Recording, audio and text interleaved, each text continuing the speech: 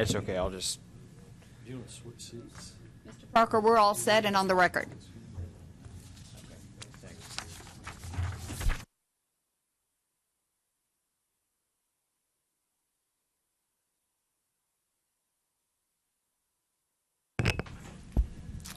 Let's call this meeting to order, please. Notice of December 6th and 7th, 2017, meeting of the Board of Architectural and Engineering Examiners, posted on the Board of Architectural and Engineering Examiners website on December 1st. This is the Finance Committee, and roll call.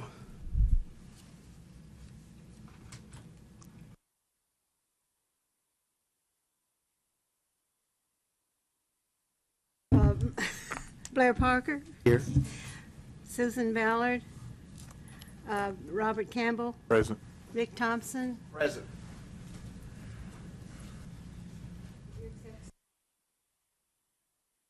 Thank you.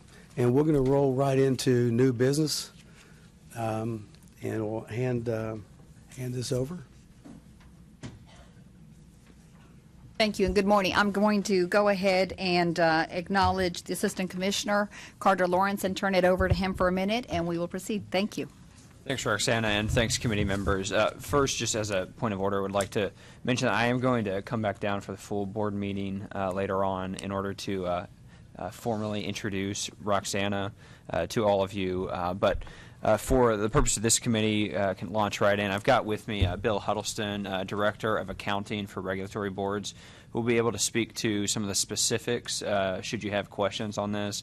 The first sheet that you should have would be your financials for both last fiscal year and then the previous three. Paints a very strong financial picture for you. Probably draw your attention to a couple of most important things and then let you ask any questions that you might have.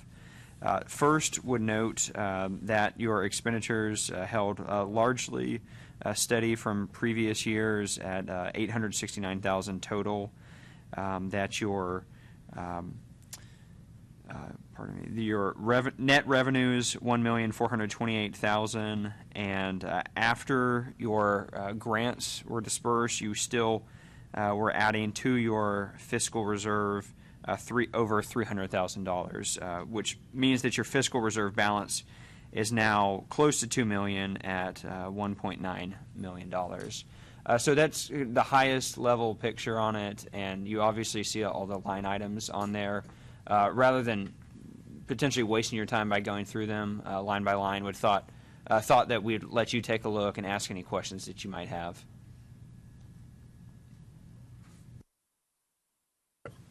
I do have one question, and I know we're going to talk about fee reductions and stuff. Let me ask that when we get there. I'll ask that at that time. Never mind. And if there are no questions on this, we can move into the second reason why I came down was to talk about the fee reductions that you wanted to talk about. So could give you another minute to take a look at these numbers, if that works, and then Yes, just give us a few minutes. Whenever you're ready, just tell Okay. us, and we can move on to the fee reductions. Thank you.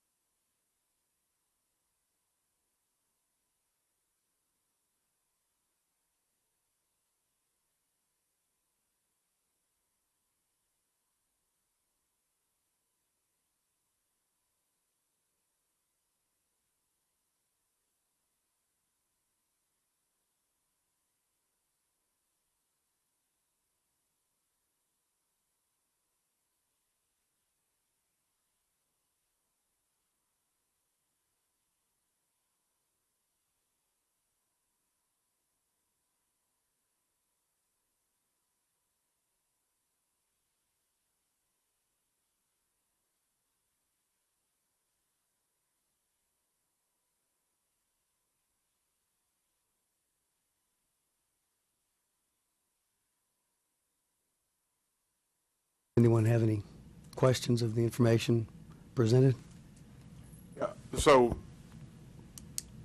and I know you've run some numbers here on different revenues, and let me make sure I understand. So if I look at 2017 comedy apps, our total revenue for that was $51,095. Is that correct? That's correct. So for 2017, the total was $51,000, and, well, $51,095 for that fiscal year, and that's broken down into the 1201, 1202, and 1203 are your different professions: architects, engineers, and landscape architects. I just enrolled it up to the 51,000 number. The percentage you see under that 51,000 is just the change from the prior year's total number. So my question is this. One of the things I think that we've looked at on two levels on reducing fees, and I think we got rid of the engineering intern fee last year, right? I think that's right. So, Engineering, yeah, we're still getting some intern fees. in, okay, but- okay, but it's pretty small. Right. Yeah. So we've every year, or not every year, ever so often, our, whatever this is called, at the bottom of the page. crap. Surplus. Surplus, I'll get there in a minute, gets rated, and we end up with no surplus or limited surplus. And that's happened historically throughout the years. And so we get a little sensitive about reducing fees knowing that that may happen. Is there any indication that that's not going to happen?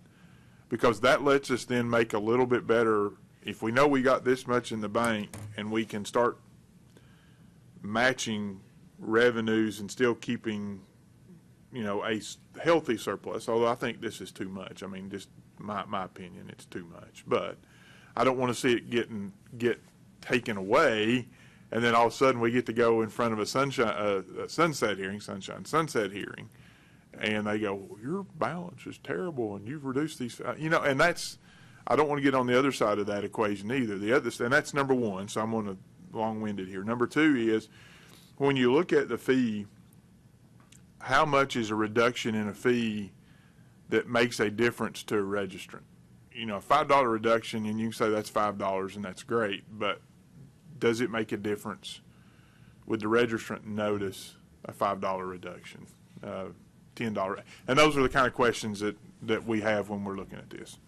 So if I take the first question to start with about the surplus and whether it be swept, which I think is the terminology that the General Assembly would prefer to rating, but whether it be swept, no indication that it would be, because the state is in a strong financial position.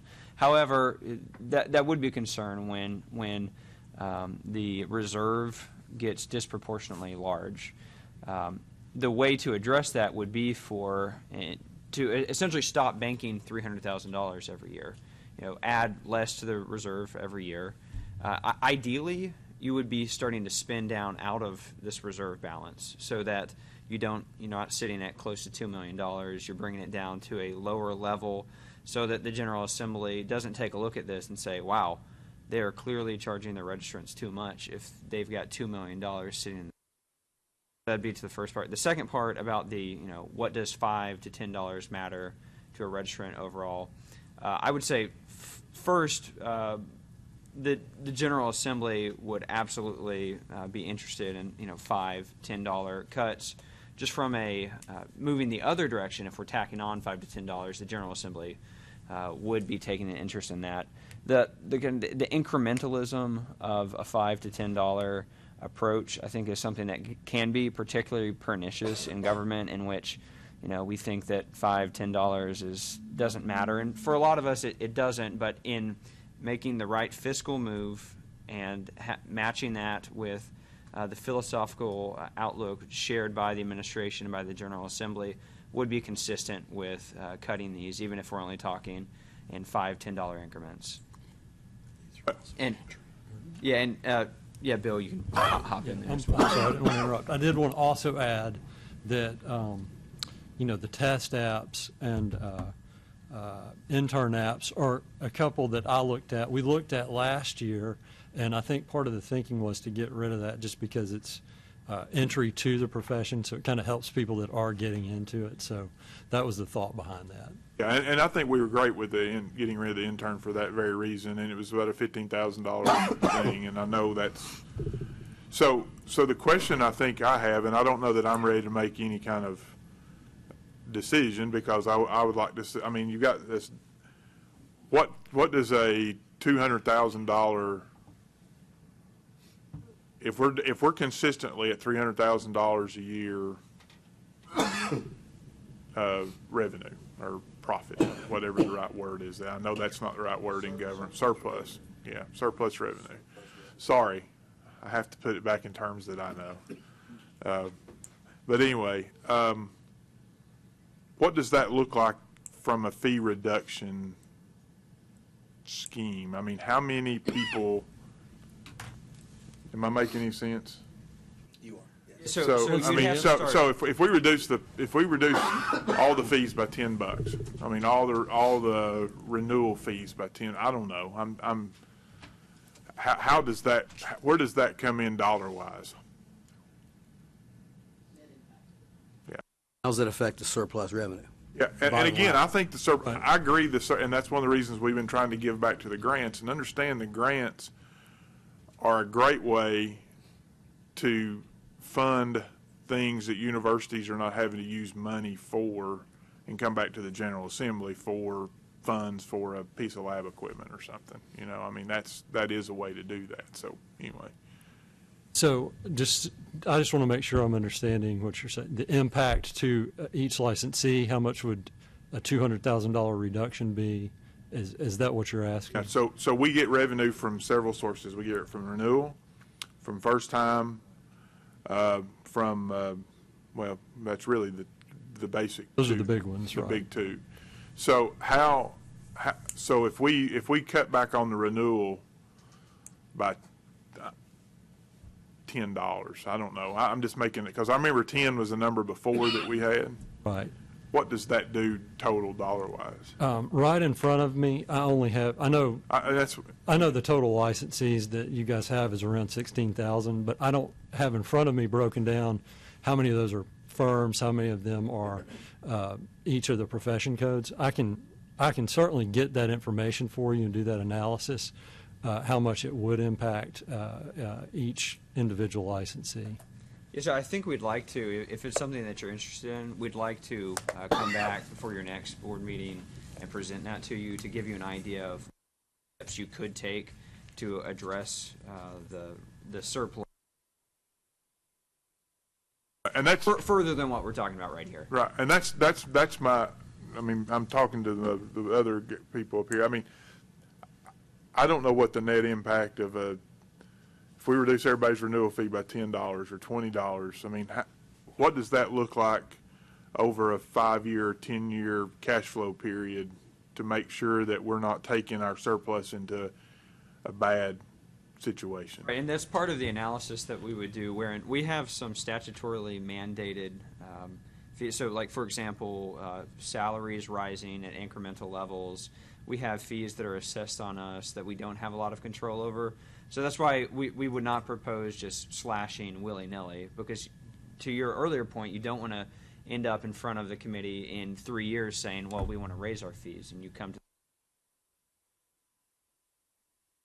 definitely want to try and match our surplus, match our revenues to our expenses better than is being done right now, but we don't want to go overboard and overcorrect. And you understand, again, our I think from a board, our long-term rationale for that is that it has gotten swept periodically, and then all of a sudden we lower fees and we're back to a bad financial situation. And if that's not going to be happening anytime soon, then that helps us because we know what we've got in the bank, if you will, and know what our backstop is, so that we don't drop down to where it looks like we're being managed poorly. And that's what we don't want to, I mean, that's part of our job, is this oversight to make sure we're not going into into the dumper.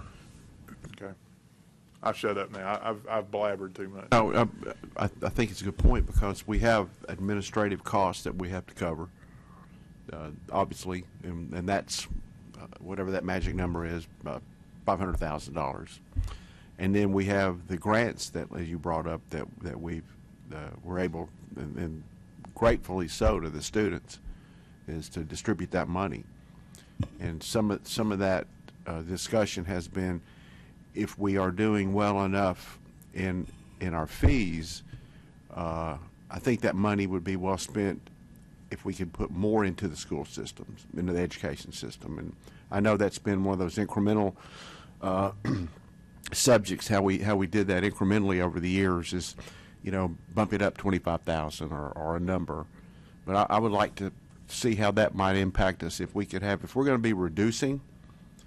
And if we can take some of that money, increase it, and help the education process to promote professionalism in the state, jobs, part of the governor's package, I would like for us as a board to consider doing that and talk to the administration about possibly raising that.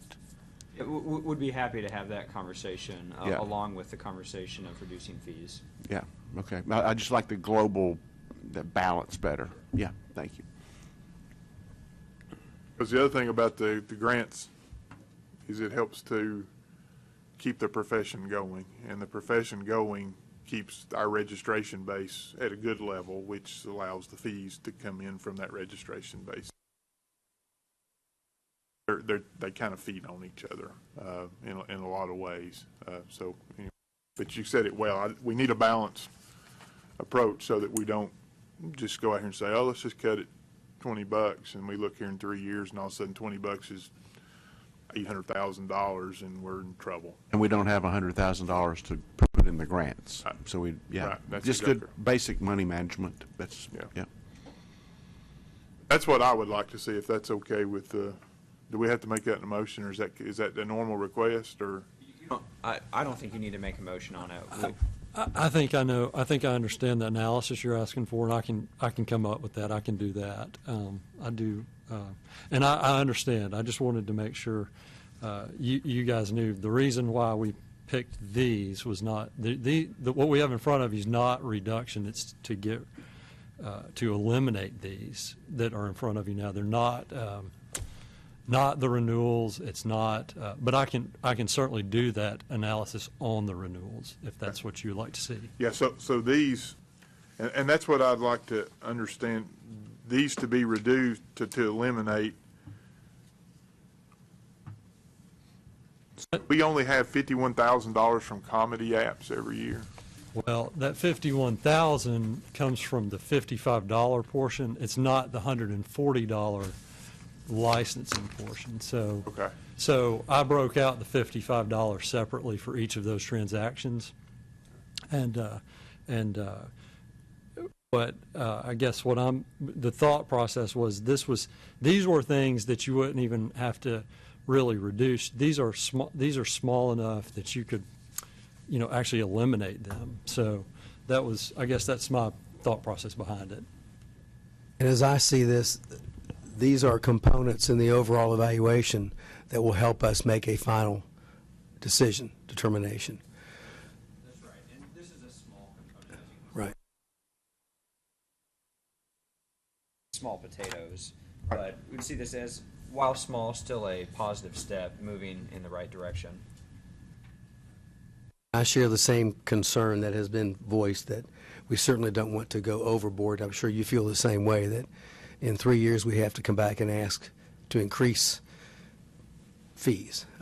So as I understand where we are at this moment, you will come back at our next board meeting with more information to help us to pull all this together and to allow us to work through a couple of scenarios just to make sure we're feeling good about how we're going to approach this. That's right. Although I think if, as to the three components that you have in front of you, that we feel comfortable fiscally moving forward on the elimination of these fees. So we would be happy to bring you an analysis of a broader fee reduction as to the initials and all of the things that Bill was talking about earlier. But for these three categories, these relatively small categories in front of you, of eliminating these, that's, I believe our hope was for a motion on this to take.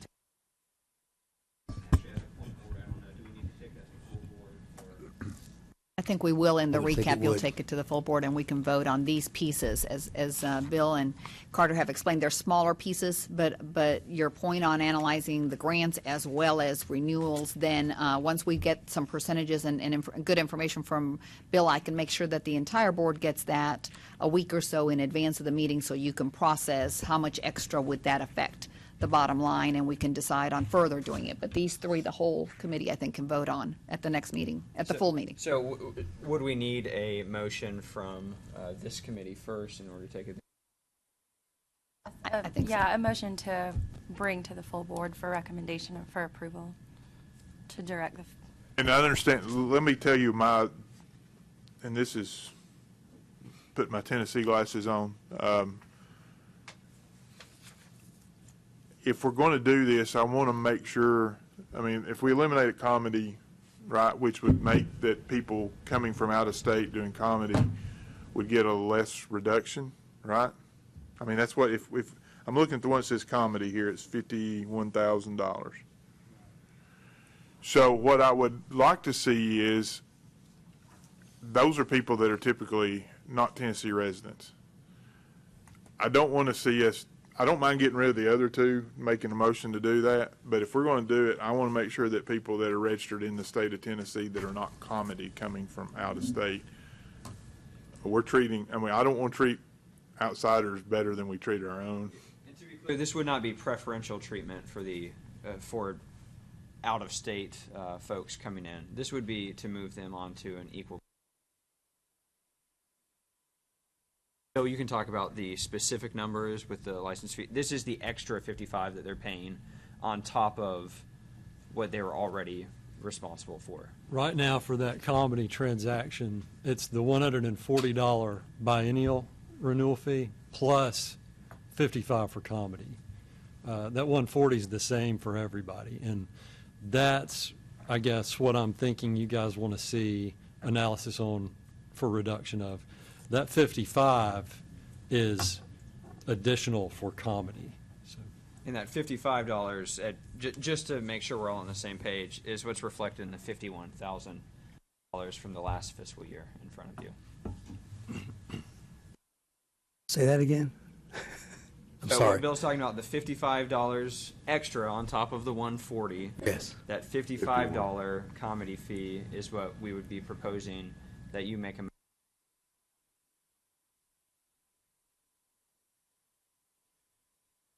$51,000.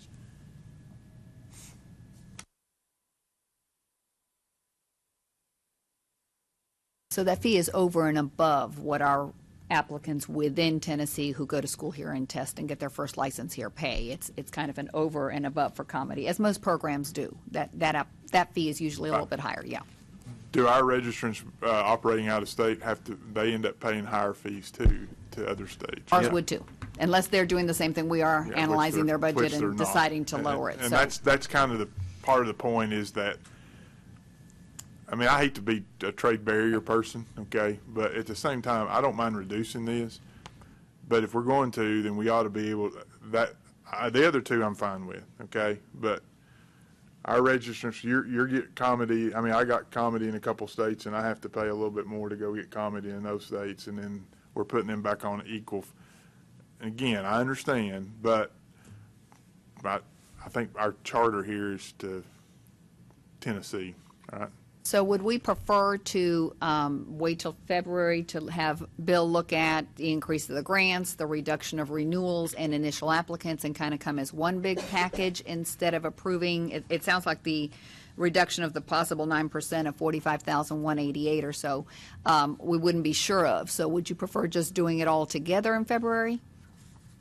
I'm comfortable with the other two doing them Okay. right now, but I would like to, I mean, that's me. You all, You're comfortable with the comedy? No, No. the intern app and the test app. Just out. Oh, okay, okay.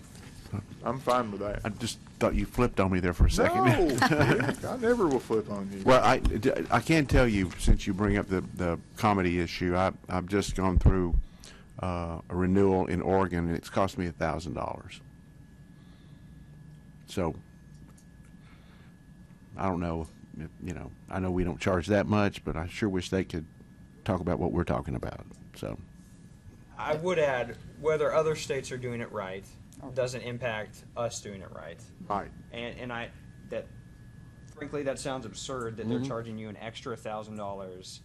But just because they're doing it, I do not think that we need to approach it that way. We have opportunity to do it right here and to not be like you said, to not be protectionist or trade barrier here. And I would think it would absolutely be a step in the right direction to include this.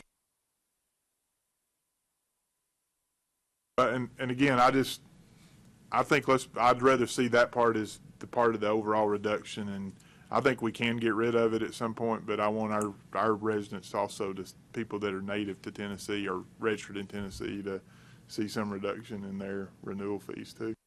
Could I make That's just me. a suggestion, and instead of a motion to approve this totally, could we make a motion to make sure we just present it to the full board when we meet, meet, and then discuss it, and possibly a motion could come out of that to make this reduction? Absolutely. Because there'll be a lot more opinions, obviously, and so I don't want to dismiss the option to dismiss this, but I just want to make sure that everybody's, Of course, we could make the motion and discuss it and it get voted down, but I don't, But we're three voices right now, right? Right, exactly. So. If that's okay, Commissioner, I think. And I agree with you 100% on the Oregon number. Thank you. So we have decided to defer this decision to the full board. Yeah, I think when you make your report, it will be an issue that we'll, bring up, and it was noted that there will be a motion one way or the other. Okay. Further discussion? Thanks for the information, though. That was good. I appreciate that.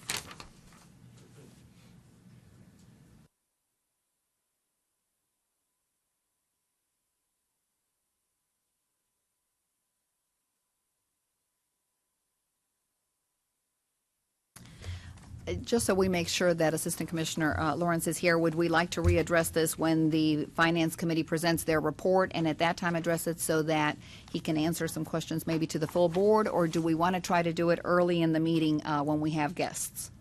But we can do it early if you want to. It's fine with me. That sounds good. If that helps you on your schedule, that's fine. I don't think it matters for me. I didn't want to interrupt your order of business, but Let's do that. Let's do Okay, that. let's- You're going to be here making an introduction anyway. yeah, I'm going to come back down Yeah. in just a bit. I think that's Sounds appropriate. great. Yeah. All right, thanks. I'll see you all. Thank you. Thank you, you. Commissioner.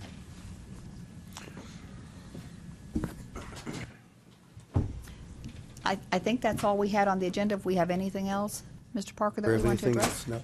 No? No? We will need a motion to adjourn, and then the full meeting can start soon. Motion to adjourn? So moved.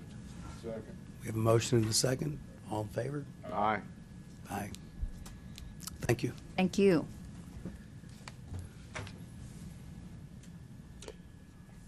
Five minutes. That's all we have, yes. 5 minutes, 6 minutes.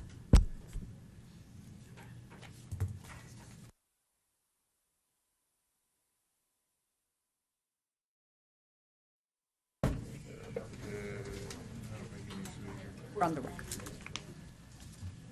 Good morning. Thank you, Mr. Wexler, all yours.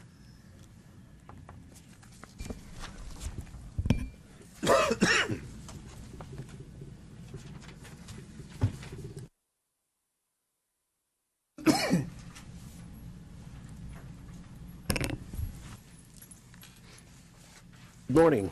I'd like to call to order the board meeting of the Tennessee Board of Architects and Engineers Examiners. the notice of December 6th and 7th, 2017 meeting of the Board of Architectural and Engineering Examiners posted to the Board of Architectural and Engineering Examiners website on December the 1st.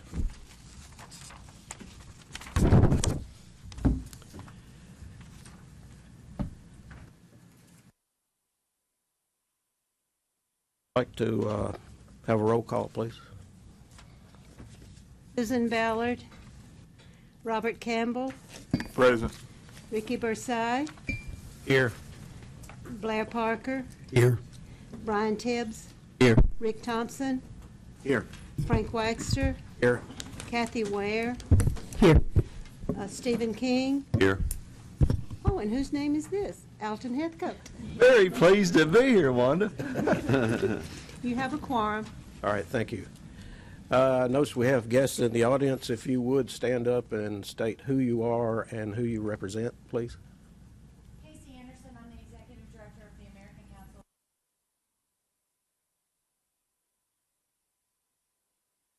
Don Baltimore, representing Tennessee Interior Design Education and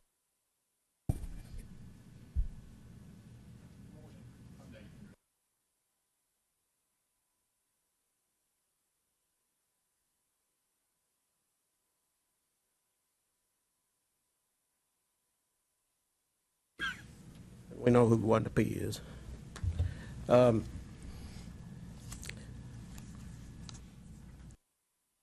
guess the first thing I would want to announce, and I kind of thought Carter was going to be here, but we do have a new interim executive director, Roxana Gamicio. And anything you'd like to say other than... Thank you. First of all, it is a pleasure to be here. Thank you very much. As Chairman Waxter was kind enough, I'm Roxana Gamicio. I'm your interim director. I was able to work with the committee yesterday for engineers and then this morning, so it's been a pleasure. And I know throughout the day we're going to have a few visitors. Mr. Lawrence will join us, as well as Laura Martin, to explain some items as well. So we can proceed, and as guests join us, if the board is so inclined to be flexible, we can let them kind of do their piece so we make sure everything's covered in board business today. But it's my pleasure to be here. Bear with me as I learn bits and pieces and we walk through. So I appreciate everybody's patience as we've gotten you emails and applications and so forth. So I'm really glad to be here. Okay. Glad to have you. Thank you. Do want to note, as was said earlier, that we have a new board member here today. And Alton, New old board member. New old board member, yeah. I think you were here maybe the first year I was here, and then rolled off the board, and now you're back. So What were they I don't thinking? know that's what it's telling me, but Thank you. I'm glad anyway, to be glad here. to have you. Thank you. I appreciate the opportunity to serve. And Mr. Chairman, may I also tell our new board member, since he's been gone, we initiated a 1 minute rebuttal time period for any kind of answers from our associate board members. Do I get multiple rebuttals No, now? you only get one, and you only get to say something if called on by the chairman. Thank you very much. Okay. Mr. Campbell, does he get a golf polo too? Does he get a what? Does he get a golf polo? A golf polo? He has to earn his way into that. Hey, I didn't get one, so I remember that. Again, you have to pass differential equations before you can get one of those. Hey, Thank you. I took it past that. I don't know that I have any announcements. Now, somebody put this big thing right here in front of me, probably to tell me. But if everybody doesn't know, and I think you do, this meeting is recorded and televised. And so this is telling me to speak directly into the microphone, make sure the little light turns red when you're talking, so that it'll be properly recorded. And if the light doesn't come on, you may hear me remind you, and it's just so that we make sure if we've got to refer to anything Right. moving forward, then we can always have that. Thank you. Moving on, are there any other announcements? There being none, we'll start with our agenda, and Roxana, I Olivia Thank will you. help Yes. us there. As we noted, the agenda was posted to the website on the 1st. We would need a motion to approve the agenda as it was posted and to be able to proceed. Do we have a motion? So moved. Second. We have a motion and a second. Any discussion? All in favor, say aye. Aye. Opposed? Motion carries. Thank you. And- Just to stop everybody, I would like to recognize our Assistant Commissioner of Commerce and Insurance, Carter Lawrence, is here. Thank you very much. I apologize. I'm a few minutes late in coming down. I think our tech issues where we were delayed in getting started on the Finance Committee pushed me off, if I can use that as an excuse anyway. So I wanted to come down for a couple of reasons. First, to officially introduce to you Roxana Gamusio. I have the pleasure of working with Roxana in her capacity as a director of our executive director of our centralized programs, in which she oversees 14 boards, commissions, and programs. And how many staff do you oversee, Roxana? 15. 15. And she has experience, as I mentioned in the email to you, she has experience in stepping in as an acting director in the past. She aptly handled that, and I know that she can do a great job handling this as well, and I trust that even from the relatively short time that you've gotten to work with her, that you have likely been as impressed by her as I am continually impressed by her. So just wanted to come down to introduce Roxana. And then secondly, I wanted to come down to finish up the discussion that we'd had on the Finance Committee. And if we weren't quite ready for that yet from the agenda perspective, can hold off on that. So I would defer to the board to see the order in which you'd like to address that. Chairman, we need a motion or anything. I would make that motion that we adjust the agenda. Second. We have a motion and a second. Is there any discussion? There being no discussion, all in favor say aye. Aye. Opposed? Motion carries. You got the floor. Great, thank you. So to the full board, and actually at first I'd like to say hey, because I see a few. Hello, voices. Commissioner. Good to meet you formally. Yeah, that's right, after we spoke on the phone. A long time. Yeah. Yeah. I'm not as nervous now as I was then. Oh, great. Okay. Fantastic. Well, I don't think anyone should ever be nervous to talk. I'm probably the least intimidating person around. But so first, great to see you and welcome to the board. I had come down to present to the board on first the financial perspective from the previous fiscal year, since it's been closed out since your previous board meeting. But then secondly, to continue a conversation that had been previously started related to fee reductions. And there were 3 categories that had been identified for fee reductions, or in this case, actual eliminations of some fees. The first was test applications, the second was intern applications, and then finally comedy applications. I've messaged to Bill Huddleston, our Director of Accounting for Regulatory Boards, to come down to be able to speak to specifics. I will do my best until he is here. But in the meantime, wanted to give you just kind of in the broadest picture the amount of that we would be talking about for those 3 categories for your consideration for the elimination of those fees. In the test applications, it's $13,350 from the previous fiscal year, the one that we just closed out. That came in that category. We have data over the previous 4 years in order to show where those revenues have fallen as they've risen. In that category, only risen year over year.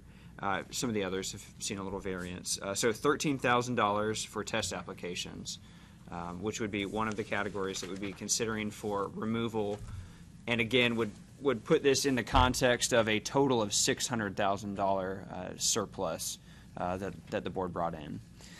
The second category was intern applications, which accounted to $5,625, and that was a 16% increase over the year before. And then the final category, the one that generated the most discussion, was comedy applications, which is a $55 fee, and it was a total of $51,000 and $51,095 that was brought in through comedy applications. So the administration's proposal for you to consider was to eliminate those fees that make up those three separate categories entirely. We do not think that this would significantly impact the financial health of the program because, as I mentioned earlier, this last year you netted about $600,000 in surplus. Because of the disbursements through the grants, it's about $300,000 that you added to your nearly $2 million total reserve balance. So it was our recommendation that you remove all three. It was that third one, the comedy, that Mr. Campbell might have had some qualms about. So it was for that reason that it was proposed that I bring this back to the full board for your consideration. I just talked for a really long time, so I will I'll stop and see if you have any questions. So, quick question before you go. The comedy number, and I've said before, I'm okay with the other two, no problem. We also asked Bill to come to get, did I say that? You're right, okay. I'm getting to where those names and faces. I've been called a lot of things, That's so all whatever. right. That's all right. Thank God they don't have 4 letters. I was able to get there. Syllable. But we've asked, in addition to this, for a kind of a comprehensive look at where we are relative to our surplus, relative to our fee structure, about reducing some fees, and our grants possibly being able to move those up. So that's another discussion for next month or something. So this is more specifically related to right where we are. And my concern with the comedy application was we have those things, we all have to pay extra comedy fees to other states. And I'm okay with removing it, but I would like, some other that anyway. It's probably me being a Tennessee homer person, but is this comedy fee, the extra $55, when you do the initial application or on reapplication? I believe that's every. I believe it's initial and renewals. So I'm in between Bill and Roxanna, and I heard Roxanna whispering the answer. So Roxanna, go ahead. I think your comedy, once you've become a licensee and you renew, you don't pay an increased amount anymore. You renew like believe everybody that's else. correct. But the first round, you pay a little bit more, and that's almost in every program. So. And I'm not sure. I was not sure about that because I just pulled just the data for year to year. So yeah. Oh, no, it's no problem. No problem. So, okay, I'll shut up. Question. In regard to the staff, how they process a comedy application, a new comedy application, what are those financial implications to you? And I know it's a surplus, but I'm just trying to get a better feel for the board. Hours, yeah.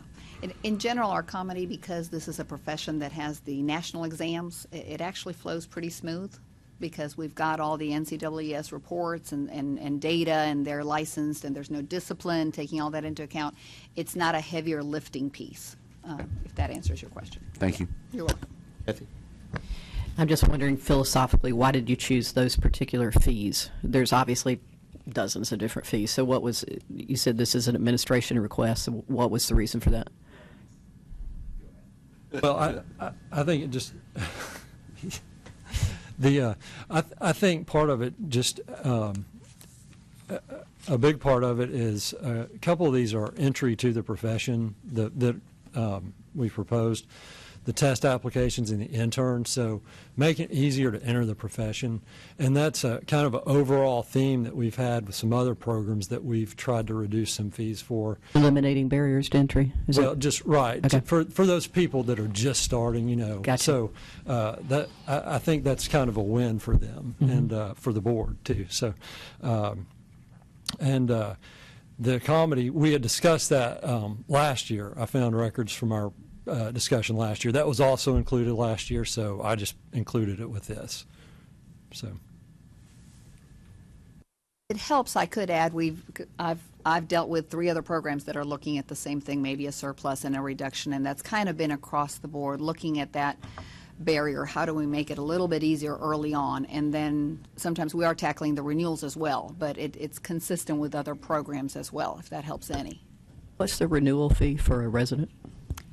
It's the same for everyone. Wanda, what is the renewal? 140? 140. Yes. So they're all consistent. Whether you came in originally through Tennessee or not, it would be consistent. And so what the Finance Committee discussed is asking Bill to do some further analysis to determine what percentage of that renewal, if any, would be worth also tackling and reducing. So we'll have that by February. And then the possibility of increasing to balance out an increase to the grants as well, if that's the route we want to go. Are we trying to get to a magical number of total reduction? No, not a magical number, but I'll back up because there was a discussion that we had with the Finance Committee about the reserve, the total reserve balances being disproportionately high, and that we do need to be banking less yearly into the reserve balance. And even though these three categories that you would see would be a drop in the bucket against the $600,000 total surplus, that it's still a movement towards reducing that. So while there's not a magical number, we know that we need to reduce it, and this would be a component of that reduction. Just coincidence that it's 10%? Okay. What is the difference between the renewal fee for in-state and out-of-state? There is no. Same. So once you've... Plus the 55. Once you've Is that right? applied for Tennessee registration by comedy, that $55 is all it costs you. That's correct. And It's a that's- one-time fee, It's as pretty I understand. standard. On top of the 140. Right. but it's a one-time fee. I understand. I'm just thinking, I'm licensed in several states, and I don't think any of them are as low as $140. I mean, $400 or $500, and that's not a first-time submission either. And so I'm not against reducing fees, but the out-of-state guys aren't Tennessee residents. I'm trying to figure out why we're helping them out. I would say that we're trying to create a good environment for people to come do business, and that's consistent with what the administration has sought and with what the General Assembly has sought. And I hear like what Mr. Thompson said about Oregon's outrageously high comedy fee of about $1,000, I think you mentioned, and that other states might be $400 or $500. And even if this $55 is insignificant in comparison to them, I think Tennessee, we still have the opportunity to do the right thing here, regardless of what the other states are doing. And with, on top of that, it being a positive step financially, I think it's a compelling argument to move forward.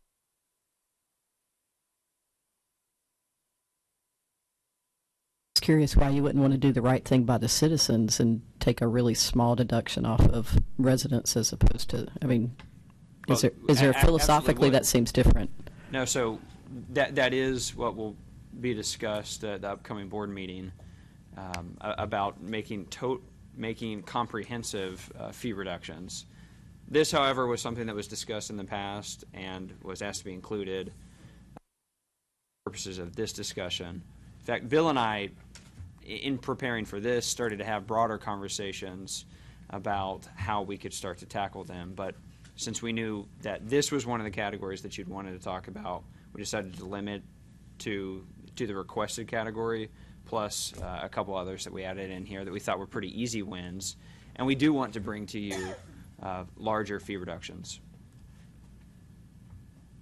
Mr. Chair, I just would think that as a board, we need to consider the comprehensive arena of reductions before we go picking off reductions for out-of-state residents versus in-state. If we're thinking that this is the beginning of something we're going to look at in its totality, then I'd really like to know what we're going to do for the residents of Tennessee that already pay a lot of taxes into the state versus reducing fees for people who don't live in the state without regard to looking at Tennessee residents. That's just my commentary. Blair, I think you. I really like the idea of reducing fees entirely across the board where we can. I don't necessarily agree until a full evaluation is complete for us to eliminate the $55 comedy application fee, which is the number we're really talking about. I don't understand that at this moment. Frankly, I would rather reduce our overall annual fee from 140 to 137 or 130 or whatever that number ultimately ends up being, and then decide on a number for the comedy application fee, which may change also. But I don't think that I'm prepared to make that decision without really sort of evaluating things. What I would be in favor of, I really do like the idea of eliminating the intern application and the test application fees now at this moment, and I would even make a motion to that effect to eliminate those two. But I am not prepared at this point, I don't think, to make that same determination or recommendation for comedy application fees. We have a motion. Just a reminder to the board did put in their rulemaking that is going through the process right now to eliminate the engineer intern fee of $15. So that is something the board already took action on previously. Just a reminder. We have a motion. Do we have a second? I'll second, that's what I was going to, I'll second that. Okay. We have a motion and a second. Is there any discussion? What's the motion? The motion, from what I understand, Blair, is to, of the three reductions that we talked about, to take the one for the exam and not the comedy, and what's the third? The intern. Take those reductions. Now we'll discuss the others. That's my understanding. Yes, the motion is to eliminate the intern application fee, the test application fee at this time. Okay, Rick. So your motion excludes, obviously, the 51 for the 51,095 for the comedy. Yes. Because that's open to discussion in this motion, correct? The comedy? Open to discussion. Okay, since yeah. you're not, okay, all right. I guess a question to the administration. If this motion was not to carry and another motion were made to approve this 51,000, would that be something that would be immediate and or when would this possibly take effect, and how could we, I don't mean to ramble here, but how can we have a comparative analysis of the comedy versus the state and all that?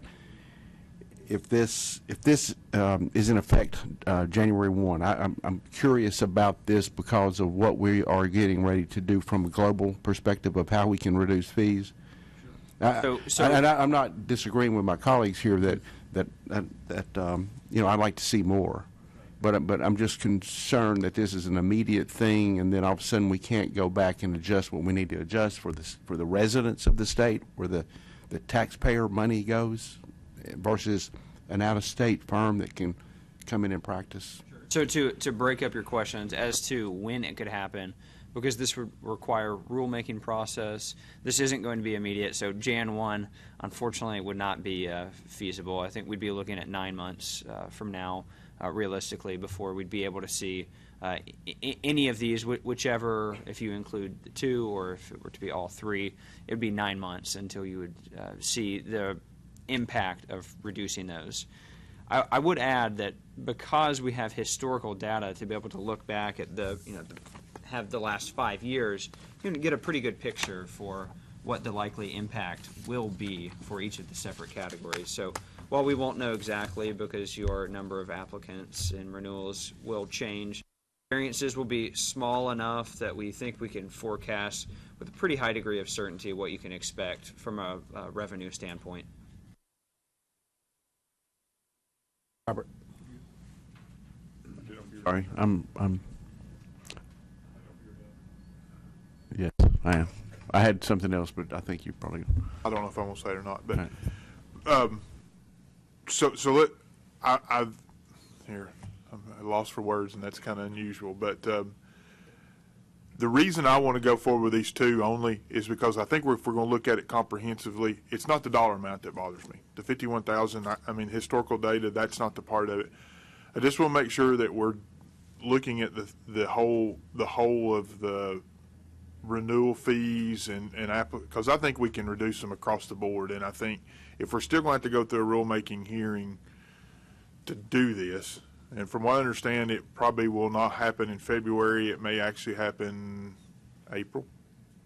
Well, I can draft up the rule change before the next meeting, and if the board decides it's ready to be approved as written, then it can get started through the rulemaking process in February, and then yes, a projected 9 months from then. I think I would just like to see it. To me, it's an issue of taking a more holistic look at it and make sure that everybody's getting treated in a similar way. And again, it's not the 51,000. I think if we had something else that we could say it's 51,000, I'd be fine with getting rid of it. I just want to make sure that our registrants are also seeing some net benefit from what we're doing. So if we're going to have to go through the process, I would rather, and I appreciate you looking at the entry-level stuff because that's something we fought a lot on the national level. I mean, we fought the NCAAS raising fees for our and got it reduced finally, thank God. And we've looked at some other things because I think that's a huge deal. But I want to make sure that what we're doing is impactful to our registrants across the board. But I really appreciate the information and the way that we want to do the same thing, but I'd like to look at it with one lens, if that's the right. I definitely, I don't want to push back too much on this, but I do want to put out there that removing the comedy would be treating people equally. So leaving the comedy would be the dissimilar treatment. Removing the comedy that we're talking about here would be similar treatment instead.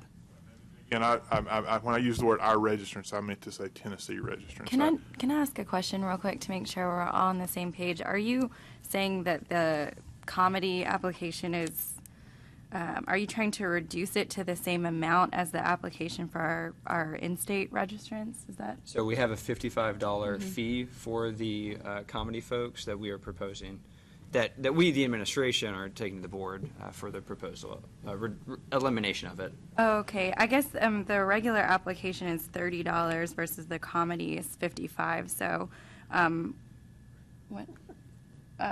So I think Mr. Campbell was. Are you saying that you wanted them to both be 30 or both be 0? Yeah, I mean, I think that's part of the discussion. If our regular applicants are paying a extra fee too, let's get rid of its thing. I mean, if we're going to do some of that, let's do it. Let's do it all at once. To clarify, Liz, what you're talking about, the test application is 30, and that is part of what you are considering the removal of. That is in fact, that's in the motion that you already have. Okay. So that would be taken to 0. And what I'm saying is that similar treatment would also be taking the comedy down to 0 as well. Let me speak. Yeah. When you say comedy, as a staff person, comedy is for any person who already has a license somewhere. Your Tennessee people are like initial people. They don't have a license anywhere else. So when you say comedy, that's one group. The Tennessee people are another group. They all pay the application fee of $55.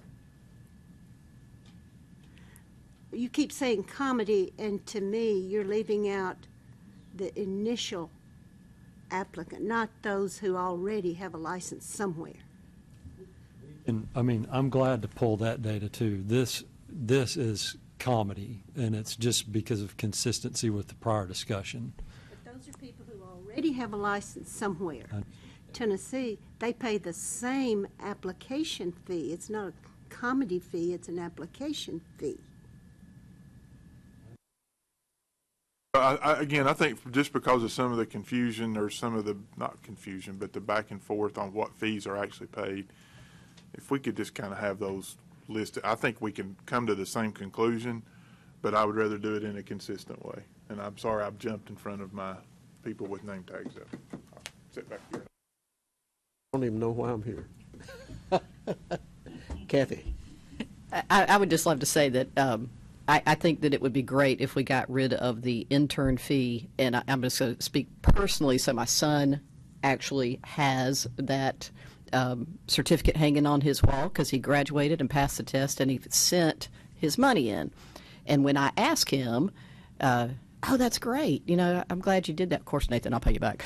But did all your friends do that? And he said, no, Mom, nobody's going to spend money for that. So it is a barrier to entry, and therefore I would absolutely encourage us to eliminate that fee for barrier to entry to the profession. But I still feel like there's an awful lot of confusion as to what we're approving with regard to the $55 versus the $30 versus, and what Wanda's telling us sounds like maybe we all need a little bit more education on what the fee structure is. I certainly could use it, so thank you for giving that input. And I'll shut up now, but I'm not in favor of the $55 reduction. Alton. Thank you, Mr. Chairman. I'm sorry? Yeah, no, I remember that. Time, put my stopwatch on me, Robert. Just for clarification's sake, I think one of the things Robert may be trying to differentiate between are people that are actually domiciled in Tennessee, practicing here on a full-time basis, versus those that are out of state that may have one project that occurs in Tennessee once in a while, and they need that one-time license to practice in the state of Tennessee. And I think the other component of that is, you know, if there's some mechanism where we can maybe segregate that out, but look for other opportunities to reduce expenses on engineers that are domiciled in Tennessee, like the $140 annual fee, I think is one of the things we're talking about.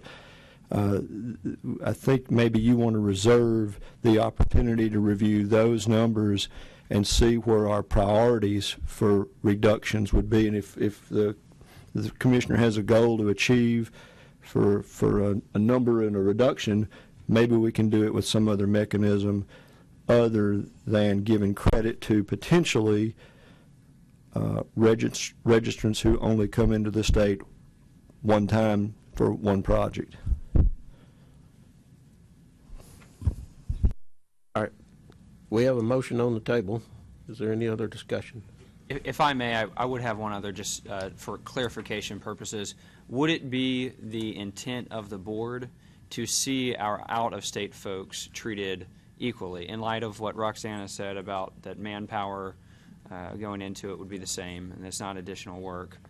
Would that be the intent of the board for the out-of-state purposes? If we're all paying a $55 registration fee in state and out of state, I think that's parity, if that's the case. And I think I'm confused as to if that's truly the case.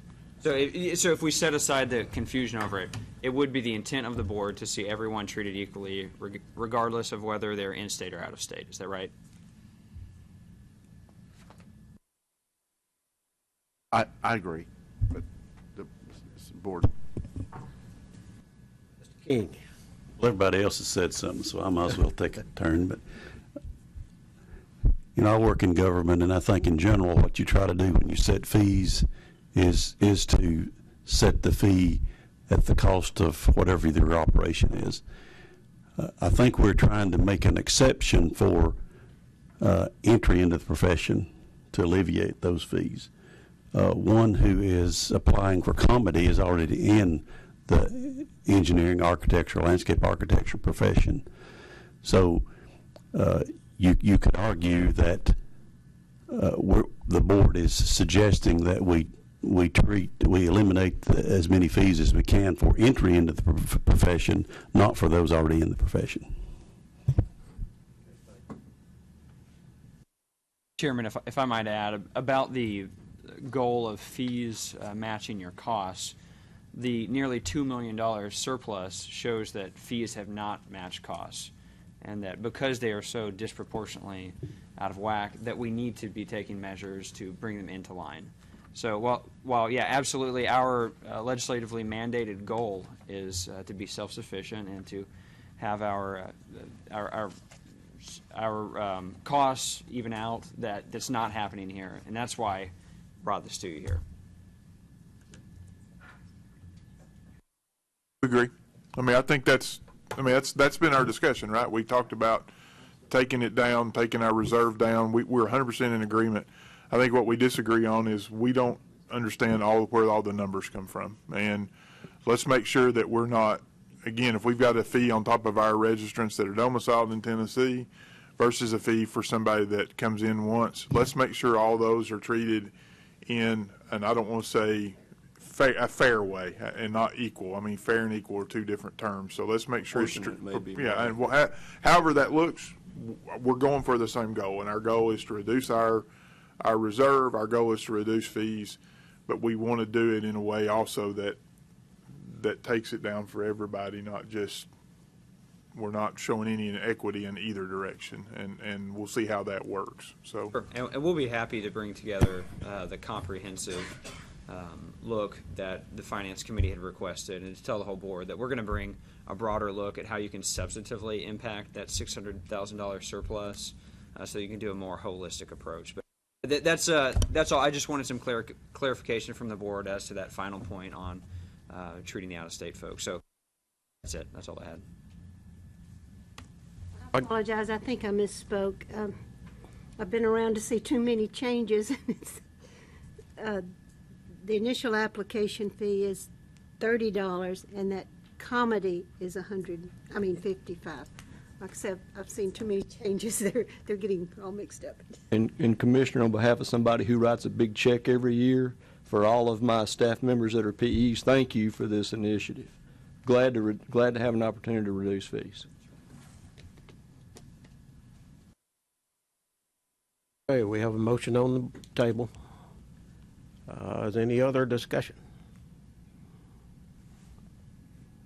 All in favor of the motion say aye. Aye. Opposed? Motion carries.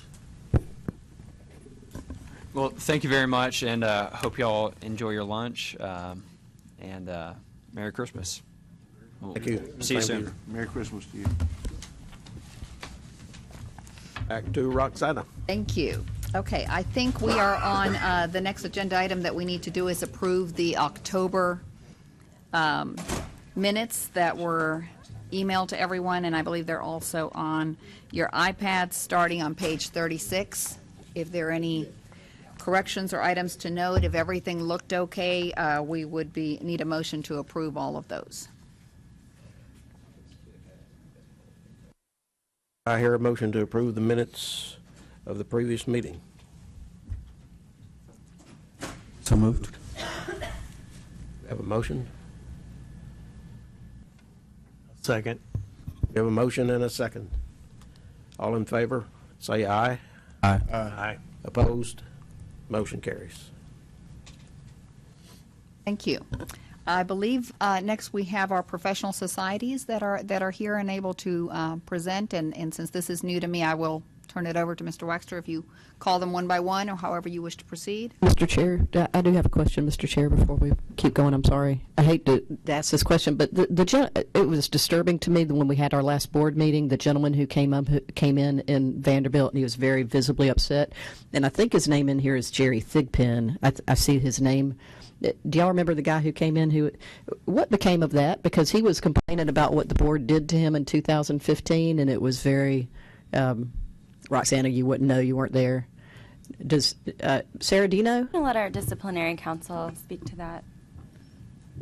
Prior to the recent changing with the ED, John and I did discuss that, and it was our conclusion that Mr. Thigpen may have had the wrong program overall. So he was in the wrong board meeting? We believe so. Okay. So John, obviously I don't know. I don't have access to his emails. John had taken the initiative to try to reach out. I guess Mr. Thigpen and staff can speak to it as someone who has appeared with us before.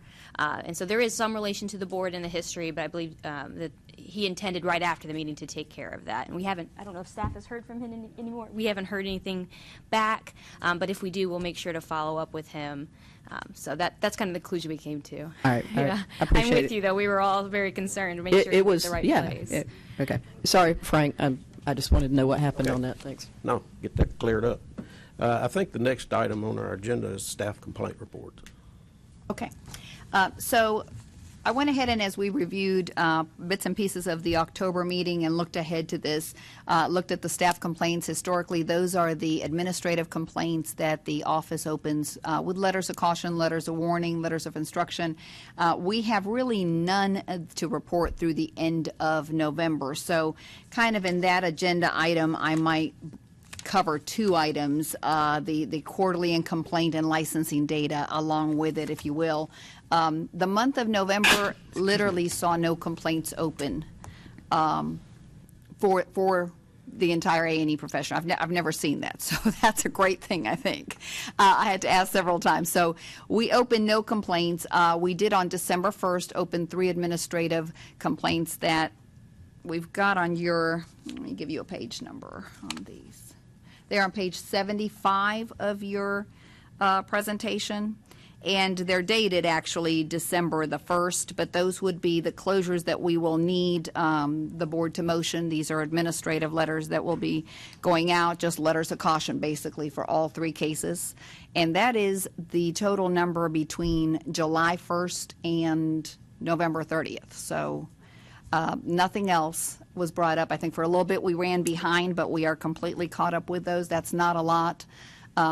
Yes, Mr. Campbell. Oh, the only thing is I don't think we get this, the respondent's name is in here on our report. Do we need to see that? For the letters of caution, I would imagine that you don't necessarily need to see them, just the complaint numbers. We just close them. That's the first time I've seen this, so I was just wondering if something had changed. That was Yeah. my only question. And these, of course, are going to be not on their disciplinary history. They're just a dismissal, but possibly something that on their renewal was noted that we had to check with another state. So with them being letters of caution, we'll make sure that they're, like I said, they were opened December 1st, so we had nothing else to report.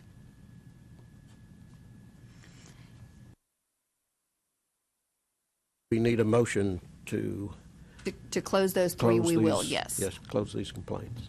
I make a motion that we close the cases per staff's recommendation. We have a motion, do we have a second? We have a motion and a second. Is any other discussion? All in favor say aye. Aye. Opposed? Motion carries. Thank you. And along those lines, the licensing numbers, I know that you're used to getting reports from John, and I did look at the last data. What I would like to do, if it's okay with the board, is do the complaint numbers, licensing numbers once a quarter or every other meeting, so that there's some change and some significance to those numbers, if everyone's okay with it. The last one that I looked at was through May, so I don't necessarily want to present them at each meeting if there's not a change that we need to discuss. I think that'll be better use of your time, if everyone's okay with that. Okay? Anybody? Sounds good. Moving on, professional society reports. I know y'all have been waiting eagerly to give your report, so. I'd like to yield my time.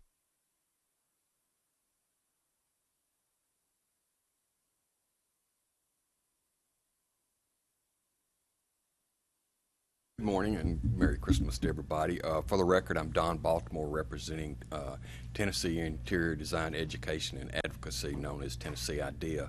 And we're just here to say that we support the board in the upcoming legislative session, and we're here to be a resource for any policy and rules and regulations changes you may have, and to answer any question. Other than that, that's my brief report. Thank you. Thanks, Don. Nathan?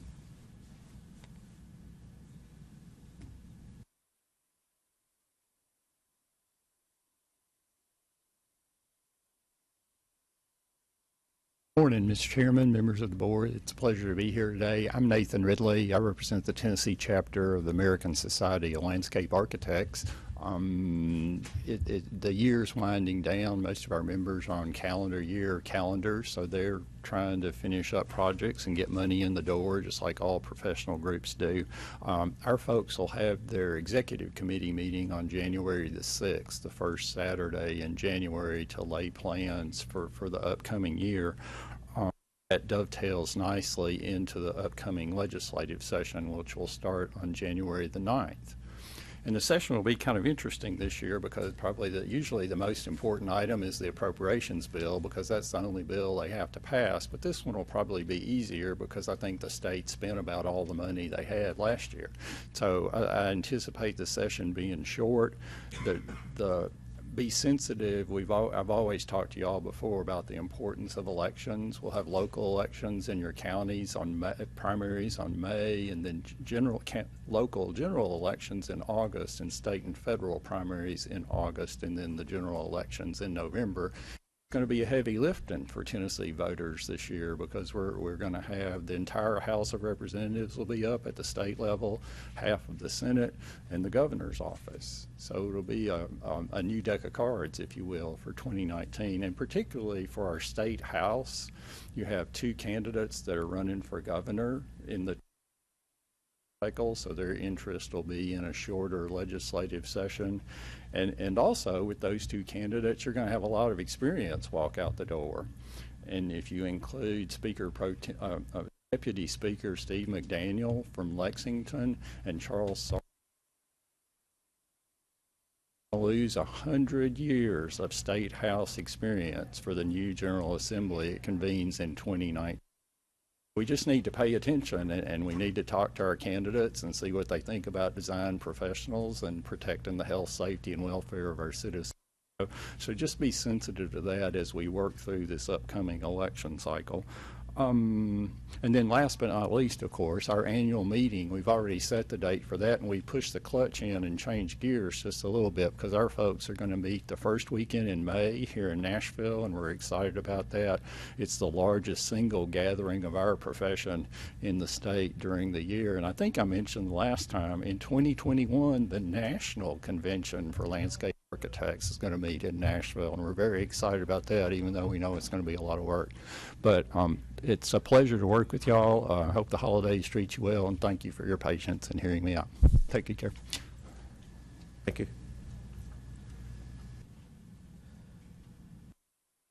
Good morning. I'm Ashley Cates with AIA Tennessee. I echo my colleagues' information about the election coming up. The biggest thing that we have going on this year, going into 2018, is really educating the public and our legislators about design profession, what architects do, and reaching out to those that don't understand. So we have a lot of work to do within the legislative arena on that aspect, and I have a feeling that we'll have a lot more to do for 2018. So as Nathan was saying, it's the time to go out into the community and make sure that the public officials and your legislators are aware of the importance of architects and engineers in the design community. So feel free to talk to your representatives about those issues.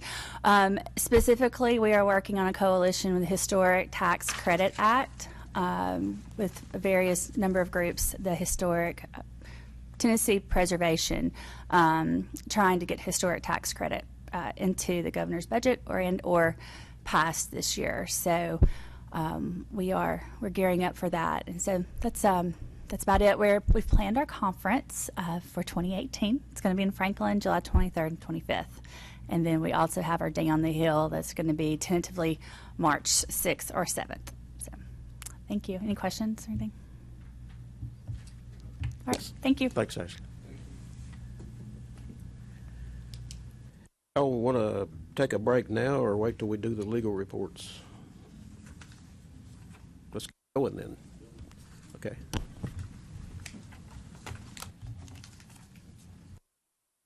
Morning, members of the board. We have the legal report for you today. With me starting off, so we will start from the top and move through. And you're starting on page 76 on your iPads. Thank you. Thanks, Roxana. The first complaint, 2017-060, 501. This was an instance where we had a homeowner as a complainant file a complaint against a professional engineer. The engineer had been hired as a third-party consultant by an insurance company to examine possible damage from a windstorm on the complainant's home. And the complainant had pointed out multiple places where cracking had occurred and other things like that. And the engineer's scope of work was to produce a short report indicating whether those cracks were related to the storm damage or whether it was the natural settling of the house and things of that nature. The engineering report concluded the majority of the cracking the complainant had identified was not related to the storm. Obviously, the implications of that frustrated the complainant, and hence we have this report. I did send this off to Mr. Campbell. I appreciate his review. Mr. Campbell informed me he didn't see any errors with the report. I think we both agreed that it is a short report, but it did seem to be supported by evidence, photographs, and measurements. So if Mr. Campbell has anything to add, I obviously defer to him, but my recommendation is to close. The only thing I will add is, I mean, the report,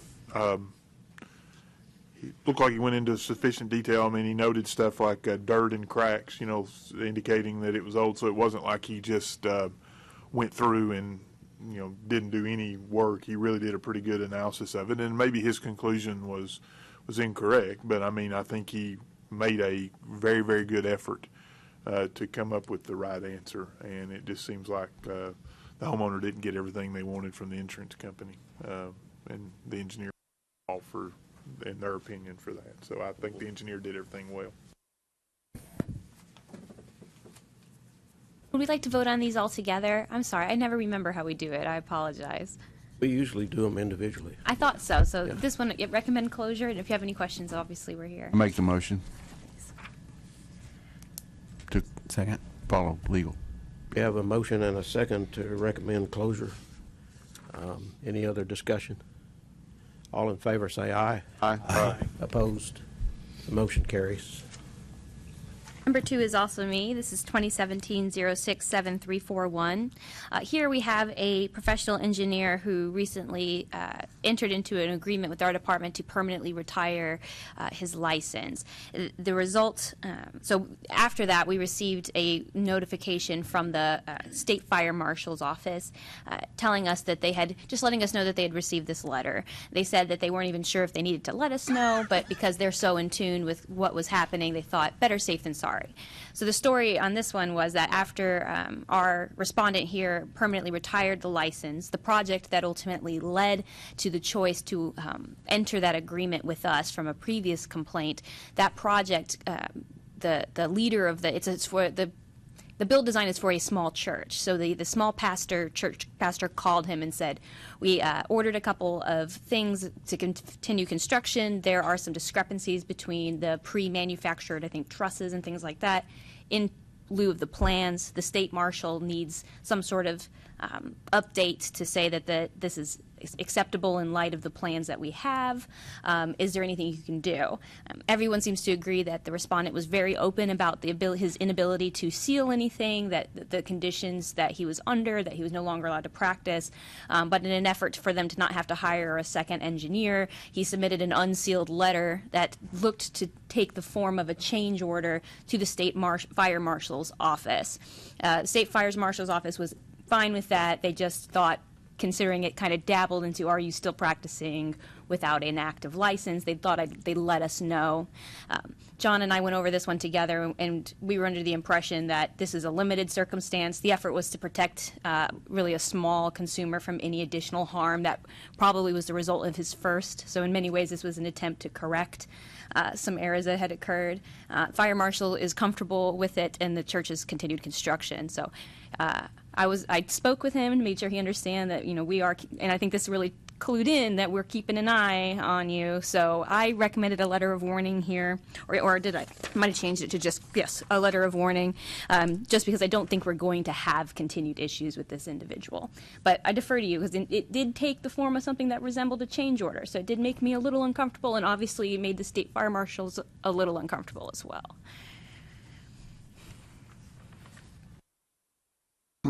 We have a motion. Motion to approve. Second. We have a motion and a second. Is there any discussion? There being no discussion, all in favor say aye. Aye. Opposed? Motion carries. Also me. This is 2017-056721, related to a professional engineer. On this one, I received a set of plans without any commentary, but what I noticed on the plans was that we have a Tennessee registrant sealed them. However, the plans indicated a firm that is not registered in Tennessee. It's out of state. Under our rules, you can do that so long as you have particular disclosures, and this individual was at one point in the past registered in Tennessee. I have to give a shout out to Francis. She did a fantastic job of tracking in our paper records down where he originally put in his disclosure. And so it does look like the disclosure was filed, but it is fairly old. So we don't think wrongdoing had occurred here, but it would definitely be prudent to get a new updated disclosure considering shifts in the firm have occurred. So for this one, I recommended closure, but allowing me to issue a letter requesting that a new updated disclosure form about what activity might be occurring over the border of our state is occurring, if it's going to be under the title of that firm. So that's my request.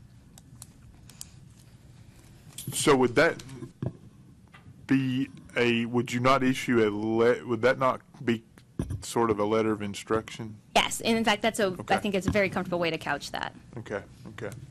I would make a motion that we issue a letter of instruction based on what, about updating their disclosure. I think that gets it into a formal stream. We have a motion, do we have a second? Second. We have a motion and a second. Is there any discussion? There being no discussion, all in favor say aye. Aye. Opposed? Motion carries.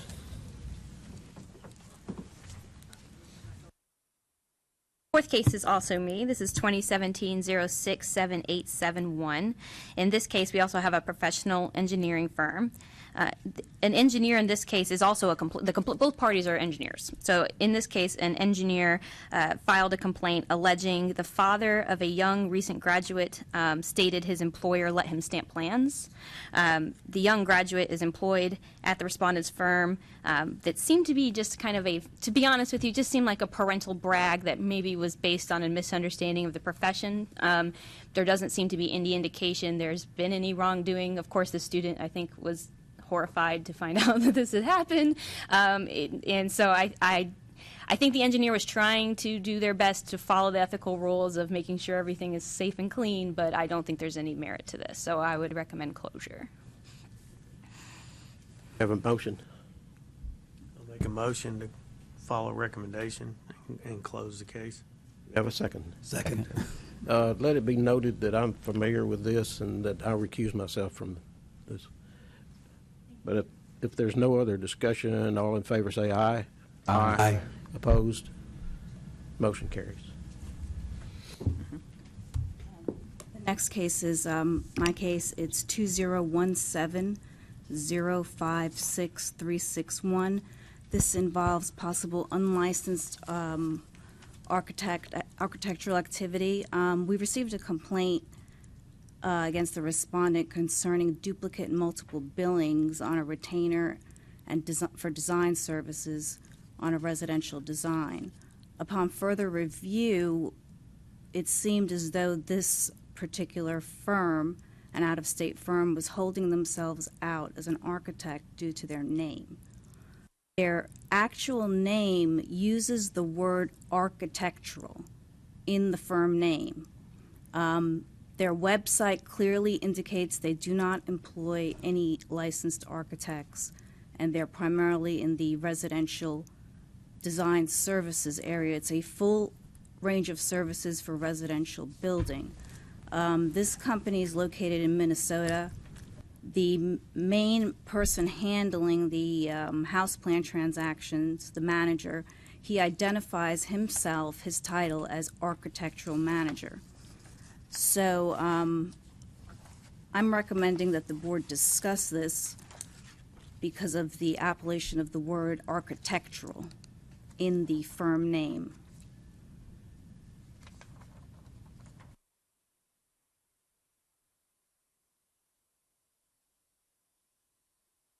Okay, we've got it. Do we have any discussion? Do we have a motion?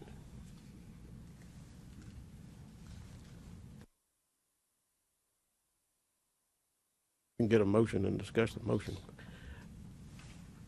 Motion to discuss.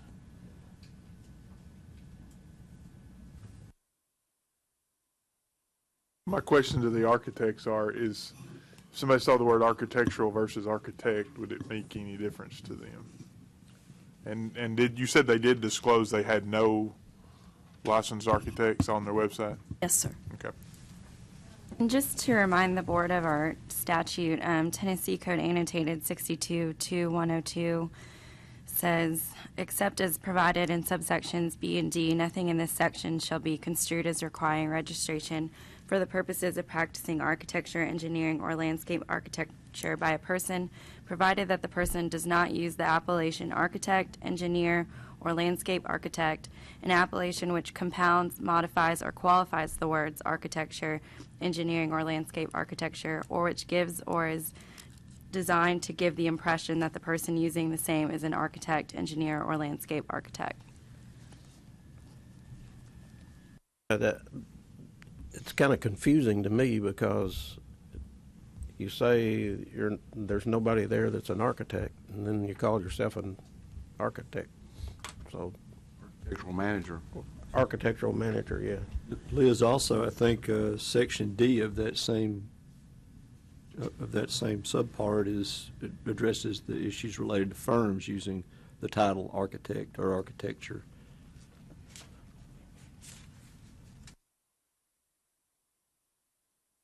So, from what I understand, the firm calls themselves, and go back on it. Their firm name uses the actual word architectural blank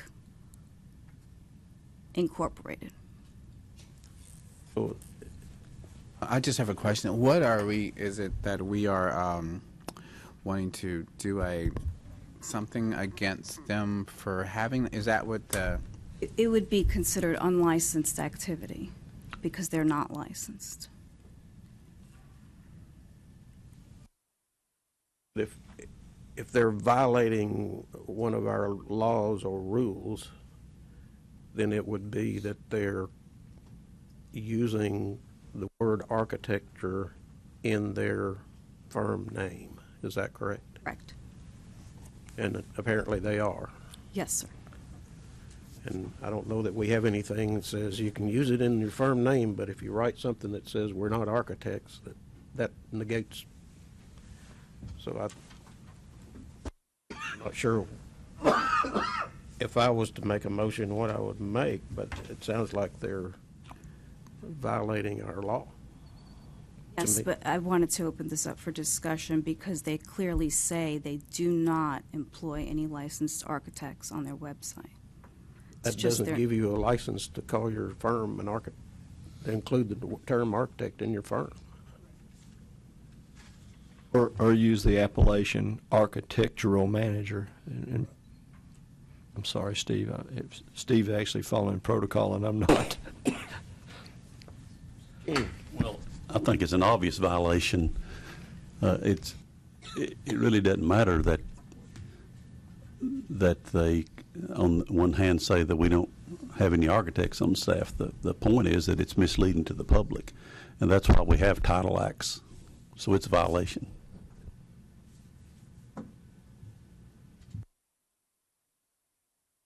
Walton, you've got the book there. A similar type violation would be what would the consequences be? I don't think, Mr. Chairman, that I have that in this particular book. Oh, I'm sorry. Yes, I do, too. 62-2, 102. We don't have 102 in here. We have 101. That's registration. That's a civil penalty of $100 to $1,000. And y'all that have been here longer than I have, speak up, but I'm not sure I remember anything coming up of a similar nature that we've actually voted on. Rick? I guess, did any of the board members review this case, or was this just from the staff? This was not reviewed. This was just based on the documents we received. Okay, I'm not comfortable making any kind of a motion or voting on this today until we get a better understanding, because open discussion is not, I'm not real clear on unless someone else wants to make a motion. I would like to know more about this, or someone know more about this to speak to it with some background as to what our options are, and not just to throw it out there for open discussion, because I'm not prepared to do that. The original complaint just involved a fee dispute. It was upon further investigation, looking at their website and information from the internet concerning this company, that led to the details concerning exactly what this corporation engages in out of state. And to kind of not to defend, the reason it's on discussion is actually my fault. Shalina very clearly wanted to put this as a title violation, just like you're talking about, and she did this really to accommodate me, I think, because personally, because the way I looked at it, and I don't want to speak out, it's not my complaint, so I don't want to do that, but I want to say that the reason I made this discussion, or asked that it could be discussed, is because this is a strange scenario I think we're going to see more of. My understanding from staff is this is something that has happened that was handled internally originally, where you have plans that were put on a big collective website. The homeowner found them, and then of course ended up being a Minnesota company. So you've got someone from Tennessee. There's not anything that indicates that they were advertising to Tennessee. Now on their website they say they've done work in the Southeast, but the homeowner found design plans listed on one of those big database websites, contacted them, and then engaged in getting plans, and then they were going to have to get their own architects and engineers. Yesterday, offhand, I was talking about going through the complaints with Frances, and I was telling her how I kind of agreed with Shalina. At the end of the day, if you're going to engage with a Tennessee citizen, you need to follow our laws and rules. Frances informed me that the way this had been handled in the past was that they would not open a complaint, but then they would issue a letter of instruction, considering these are out-of-state registrants using a large national database, and so it may be burdensome for them to expect to know the titling laws in every state. So this is on me. I think the reason it's discussion is I think I agreed with Shalina and I was still confused, so I wasn't sure on which approach was better and what the expectations were. And I wouldn't have, if it were my case, I probably wouldn't have sent this for review either. And also, let me just add that, it would be a pretty big burden to expect them to change their name as well. They do business across the United States. Let me defer. I think Kathy actually was. Oh, I wasn't keeping score, but thank you were before me. I'll defer to Kathy. Yeah, I was. Yeah, you were. You were getting Well, I think you kind of answered my question. I wanted a little bit more detail about it. So it wasn't that the firm was soliciting inside the state of Tennessee. Is that correct? Somebody found them. I totally agree. This is going to start happening even more and more. I'm surprised we hadn't had this conversation already. We don't have a. Do we have a motion? There's not a motion, right? There's not. Okay. Understand what we're doing. Yeah. I would just be in favor of a letter of warning. I know we haven't gotten that far yet, but to me, this is, if they're not soliciting and they're not practicing here, yeah. I would like to recommend that we at least have an architect look at who these folks are and what they're offering, what sort of services they're offering, to make a determination whether in their consideration they are actually holding themselves out as architectural services. I can't make a motion on that, but Just wanted to bring it up for the board's consideration, whether there are structures that don't require a licensed architect and engineer, and they're exempted, and they're less than 5,000 square feet, one family and two family dwellings. So would it make a difference if the only plans they're offering are those plans that don't require a registration? I don't know I'm not answering that question, but that's another reason why, like Rick said, it might be good to see what they're offering on their website, whether it even needs to be. But that may be a separate issue from calling yourself an architect and not being clear to the public. So it could be two different issues, but it's just for consideration. And if Right. if you're writing a letter of warning, we need to understand what we're warning them of. If we don't think they're doing anything wrong, then we don't really need to be writing them a letter of warning, I guess. But if we're writing a letter of warning, we need to say don't do something. Just to go to the statutory requirements, you're dead on right. The section of the statute that talks about exemptions from needing a seal or to be registered, at the very top it'll say, except for you can't use architect engineer. So you're right there. I'll make a statement, then I'll make a quick motion if that's the thing to move us. But we have had situations that are similar to this in the past where people on their website offer services, and we've asked them to take those services down. I don't know if we had a fine associated with that or whatever, but we have told them to take a certain service down if they didn't have the capability in-house to do that. Whether that is architectural would mean they'd have to change the name of their company.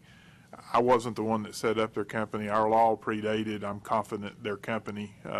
And this is model law language that we have in it. So, I mean, it's not just us, right? I mean, it's going to be across the United States where they're in violation of this. And just because they haven't been caught using that terminology, the reason the Title Act is in there is so that the consumer who is, in theory, uneducated on what this doesn't go out and think, oh, I'm hiring a professional to do a non-professional service. And just because it's on a website versus on a business card versus on anything really doesn't make any difference to that thing. So my motion is going to simply be that we defer this to, or we refer it to one of the architect members of the board for their review and come back, and hopefully the next meeting with a recommendation. But that's my motion. But again, from a commentary standpoint, our Title Act is there to protect the public. It's not there for us. It's not there for whatever. It's there to make sure that the public doesn't get duped. And the structure size and all that's one thing, and that's certainly with the seals, but it's for the public that may be thinking, oh, I'm getting a licensed architect to do this structure, and find out later on that they don't. And that's why it's there. So, I mean, I don't know if it's whatever recommendation and we can discuss that at a further time, but that's my motion, that we refer it to an architect member for review and have a discussion about that later on. Okay, we have a motion. Do we have a second? Second. Have a motion and a second. One other item I would recommend we do, at least the architect that reviews this, and whatever the finding and recommendation is that comes back, that we also report this to our sister organizations in Minnesota. The home, isn't that where you said they were? Yes, sir. Okay, that we also report this to our sister organizations in Minnesota. Any other discussion? All right, we have a motion and a second. All in favor say aye. Aye. Opposed? Motion carries. To interrupt, if the board is okay with us stopping for just a quick moment, we've got with us Policy Director Laura Martin wanted to speak to the whole board. I want to take advantage of her time while we've got her here, and then we could proceed with the complaints. Is that okay? I know that there's some items that she wanted to discuss. So, and I checked with the litigating attorney, so they're okay with that if that's okay. Thank you. Good morning. I know most of you haven't met me. Like Roxana said, my name is Laura Martin. I am a policy director in the department, working over all the regulatory boards and any other programs under Brian McCormick. And I am here today to talk to you guys about the FAQs. I know that you had been wanting an update on that, and so that is what I'm here to do. So I want to begin by letting you know that from the start, the department is not going to put the FAQs back up on the website. I want to be really clear, though, that this is not, we're not intending to take any sort of philosophical or legislative position on QBS. And having watched a lot of the debate around this topic, I felt it was really important to say that, because I want to be very clear. I'm not here to debate the merits of QBS. We're not trying to be against QBS, but we are going to take the FAQs off the website. Back in September, we were contacted by the Central Procurement Office about an RFP that they had on their website.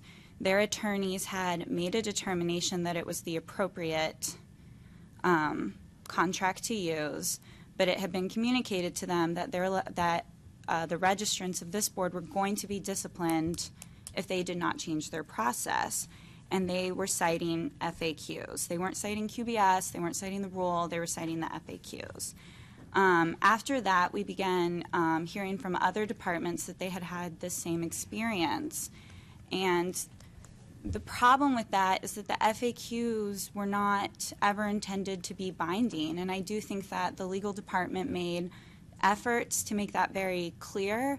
But the problem is we now have a non-binding document that other government agencies feel that if there's anything in this non-binding document that has been violated, they're putting the registrants of this board kind of in harm's way. So because of that, we can't in good faith continue to leave the FAQs up on the department's website knowing that they are being used in a way that appears to be attempting to regulate other state agencies as opposed to just giving information to our licensees. In doing that, I also took a good look at the rule and did some research on the rule that's in place.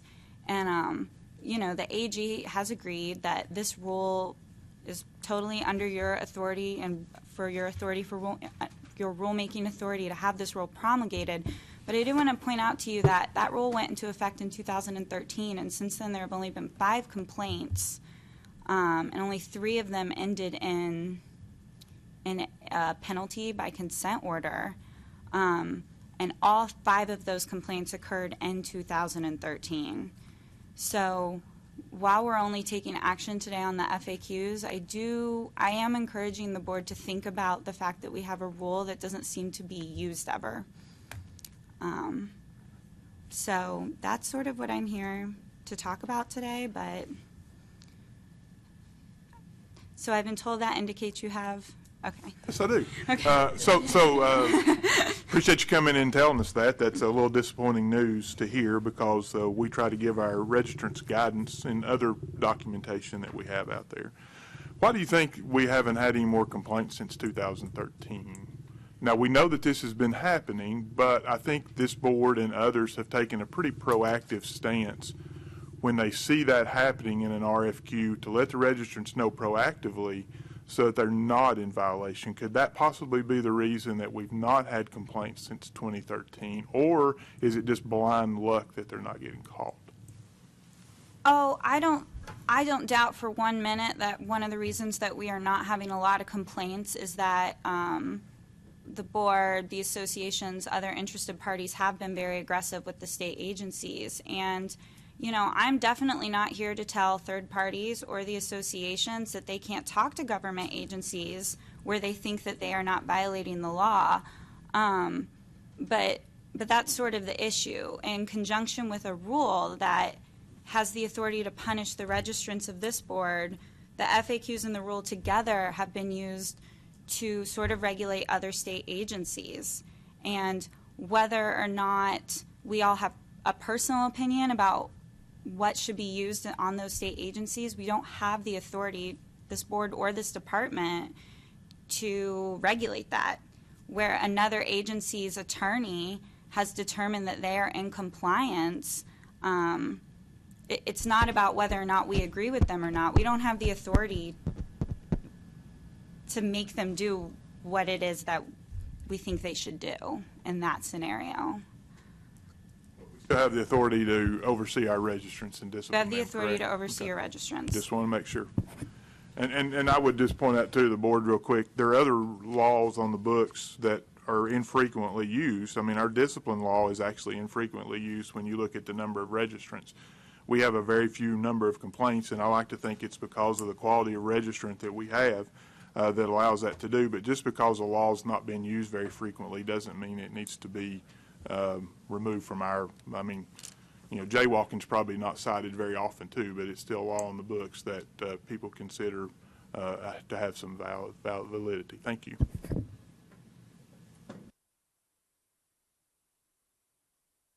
In previous discussions with the board over the years, I think the purpose of this is to protect our registrants, not to try to catch them doing something bad. It's to inform them that there is a consequence to do this. We're looking out for them. It's to their benefit that this is a rule, and I don't think that we need to not worry about, or I don't think we need to lose that opportunity to keep them out of harm's way. And so, whether we have the frequently asked questions, I like that in other states since I practice in multiple states, because it's just common courtesy, I think. And if you decide we're going to take it down for whatever reason, I mean, that's certainly within your authority. But as far as the QBS question and us informing our other professionals, I think it's a good idea to try to keep them out of trouble. Like the comment was made, it's not, okay, jaywalking's not that big of a deal, but you could get killed walking in front of a car jaywalking. So it's a safety issue. It's a HSW, So I don't have a problem with that. I'm just making a statement to that effect because of the statement that you made. I didn't mean to interrupt. I understand that, and I think, and sort of diving into this issue and researching it and talking to a lot of people who have touched this issue, I do think that there's been a real issue with the rules and the FAQs being conflated. Those are very separate things. If somebody calls our office saying, I don't know if I should put in a bid or a proposal, or, we have a promulgated rule that has been approved by the AG's office that has gone through the GovOps that they can look at and we can point them to. But the idea, the problem is that the state agencies aren't seeing just the rule. They're seeing the rule and the FAQs as one thing. And it would be in bad faith for us to allow that to continue to happen because the FAQs are a non-binding document. But, I only asked you guys to consider the rule. I think you do make some valid points, but I will say that where there is a disciplinary action that hasn't been taken except for 5 times since the rule went into effect, that is the kind of thing that we want to look at.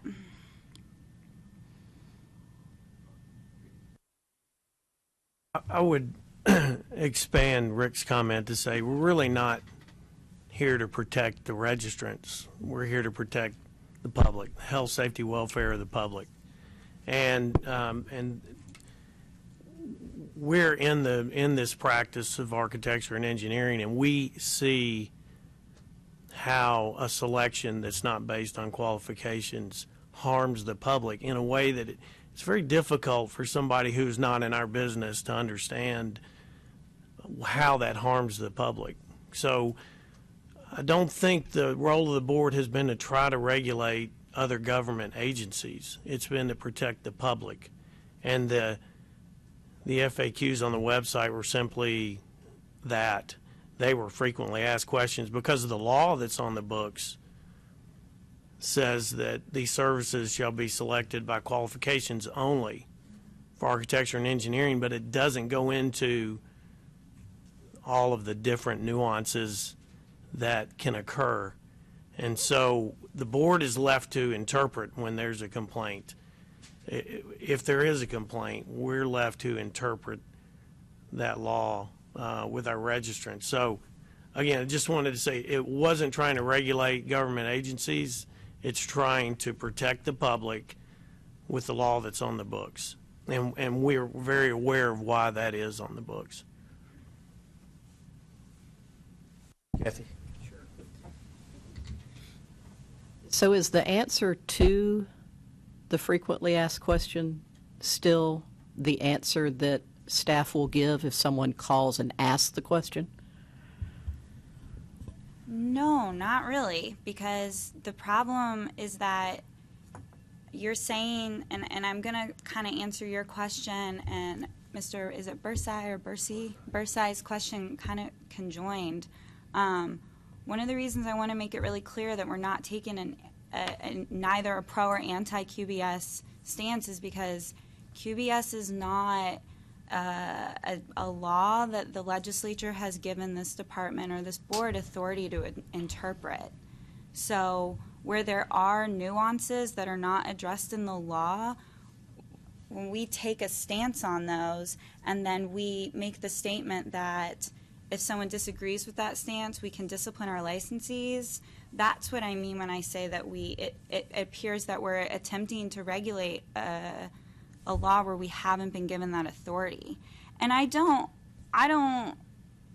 deny, nor would I disagree that the intention was to be giving licensees help and, protection, but that's not how it has actually played out, which is why they're coming down. They are coming down? What does that mean? The FAQs have come down, and they're not going to go, they're down. They're not going to be reposted. Does anybody have the FAQs in front of them right now, just for the purposes of reading the question? Liz, do you have that by chance? I'm not sure. I will check my binder. Thank you. So what is the official answer that the administration is going to give Roxana and her staff with regard to how to answer the question when the question comes? Because simply it's one of those unfortunate things in life. Simply taking down the FAQs doesn't stop the question from being a question. So where do we go from here? Would be my question for you. So, prior to being a policy director, I was an attorney in this department for other boards. So I'm going to kind of fall back on that experience a little bit. And there are times when you get questions, and I'm sure your attorneys will verify this, where you get questions from businesses about something they want to do, something they think they should do. Can they do it? And you have to be pretty clear with these people that I can point you to the rule, I can point you to the statute, but I cannot give you any legal advice because I'm counsel for the board. And in those scenarios where anybody's calling about QBS, there's nothing that stops the attorneys from saying this is the site for the rule and this is the statute, because both of those things are in effect. But what we can't be using a non-binding document to make determinations on discipline or to convince other state agencies to behave a certain way on the potential threat that we might take discipline. And Laura, if I can, for the record, Tony Glandorf, Chief Counsel, here for the Regulatory Boards Department. What Laura's saying is correct, is that oftentimes we have licensees or registrants who call our office from all our various programs and say, this is a scenario we would like to engage in business, and we have a question as to whether or not it complies with your laws and rules. Please let us know, give it to us in writing. And we tell them that if you want to know the applicability or validity of any of our statutes and rules, there's a formal process you can do that. You can make a formal filing at the APD under the UAPA. For a declaratory order with any of the boards. They would come before you, ask the question, you all would take those facts, apply the law, and then give them something in writing that would only apply between them and the board. That's a very lengthy, drawn-out process. Usually the people who call us don't want that. They want an answer now so that they can do business now. And we tell them the best thing that you all can probably do is take your scenario, hire your own private counsel, let them look at the facts, apply the law, and give you a legal opinion as to what to do, because our office, we cannot ethically, as governmental attorneys, give legal advice to private entities out there so that they would rely on for business reasons and solutions out there. So we generally don't do that. The most that we ever do is we will provide general guidance when they are trying to comply with a strictly regulatory rule or statute that has to do with requirements of our office, such as, is this insurance, does it actually comply with the type of insurance that I'm supposed to have, or is this the correct bond that I'm supposed to have? So, but when registrants or licensees want to talk about or ask questions regarding how they interact with other parties in doing business, we stay away from those questions, and we generally say we generally will not answer those for them. That if they think that there's something going on that's a violation of a rule, they can file a formal complaint, and we'll look at it through our standard operating process. But so that is how our legal office would handle those going forward. Thank you. Can you boil that down into like a two-sentence answer for me? If somebody calls and asks the actual question, what's the answer going to be? I'm just curious. I would write them an email saying that that we recognize that they have a question within in the industry, that we cannot provide them with legal advice, and we ask that they seek their own private counsel in order to help them make their determination. And we would tell them the laws that they can look up and look at. We would refer them to those. We wouldn't attempt to interpret them for them. Okay.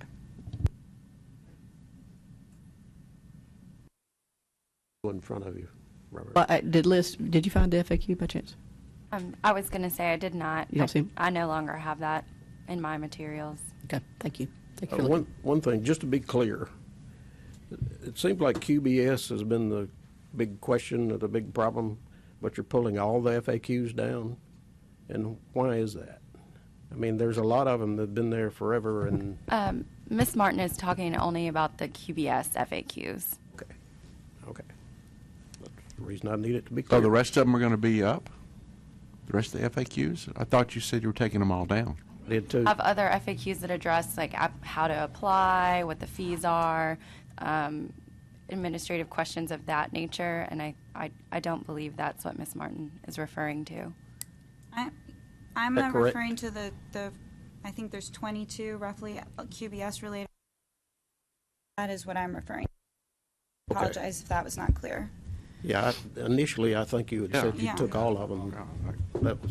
I That's should one have said question. we're taking down all of the QBS FAQs. Okay. I guess as a statement, the reason we need the FAQs is to prevent somebody from stumbling into making errors like that, like they could.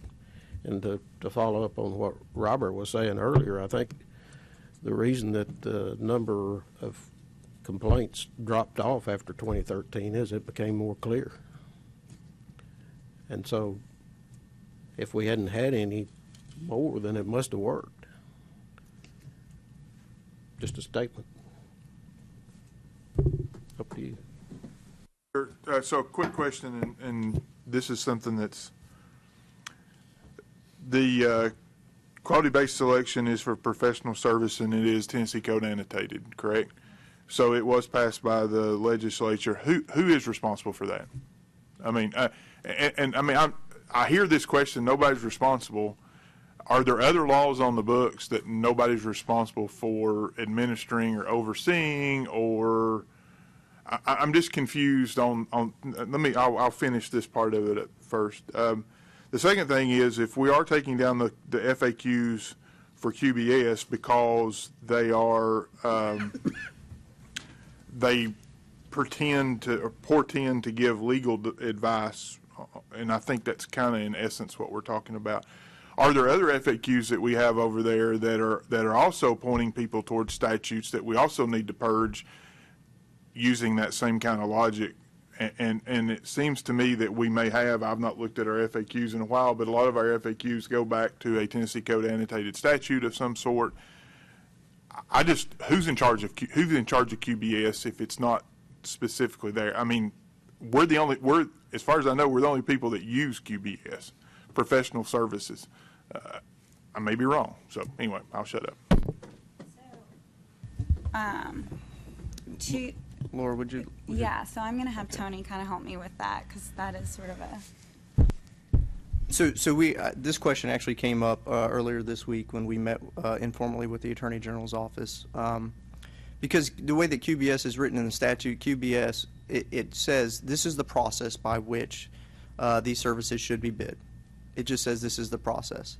There are references in there that if somebody has a disagreement as to that process, that those agencies or municipalities should have their own rules or procedures in place by which people can ask for those.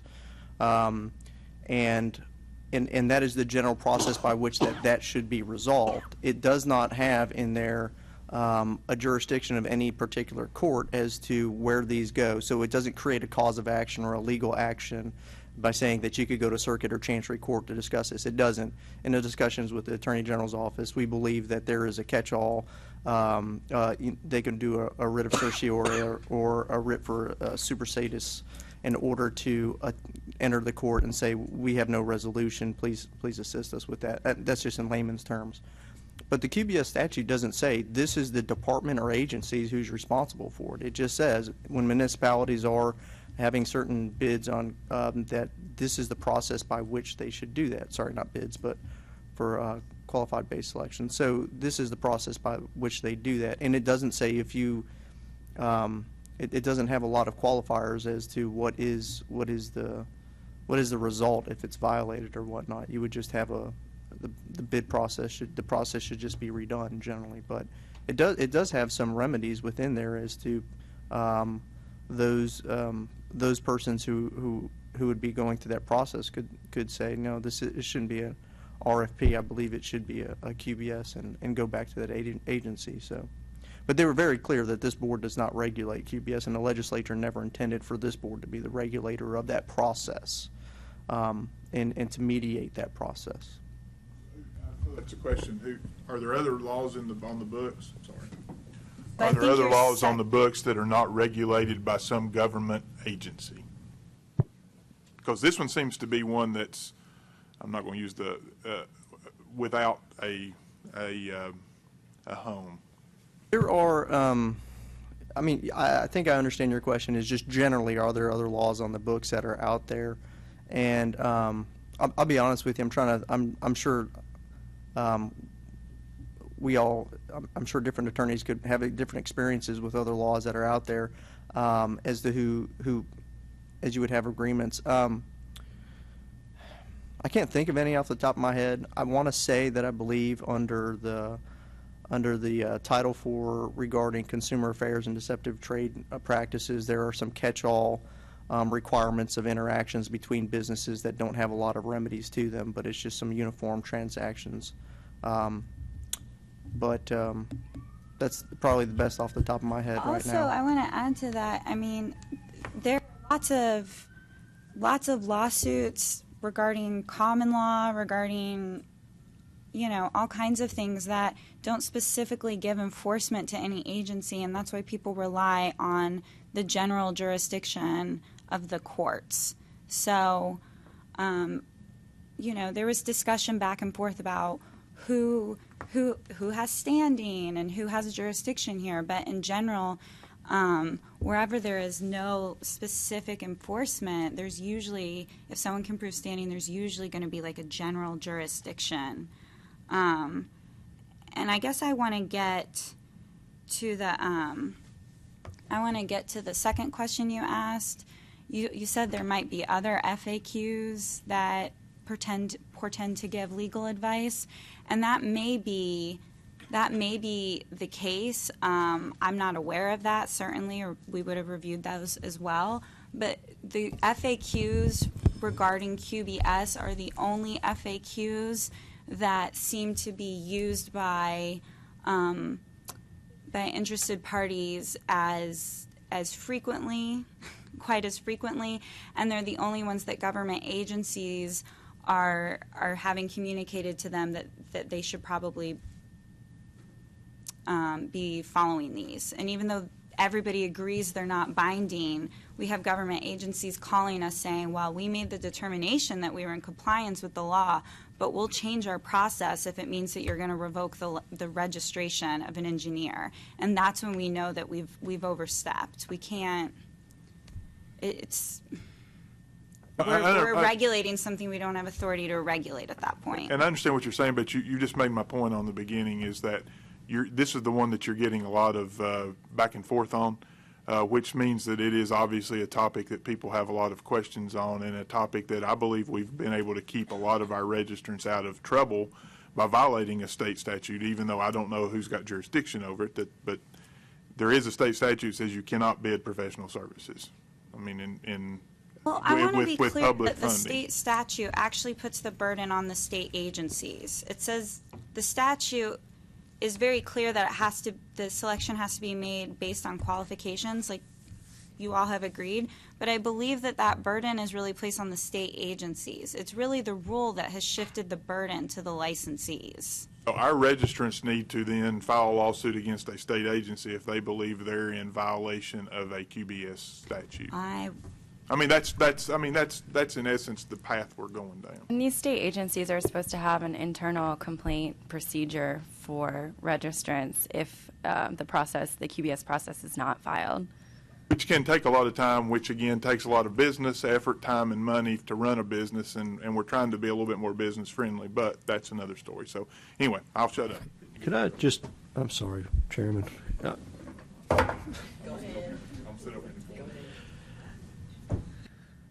As somebody who's had a significant amount of experience with this, and most of it comes from working in rural areas and cities, counties, and utility districts, a lot of them are unaware that there even is a qualification-based selection process. And the only thing we've ever done is point them to the law, or pointed their attorney to the law.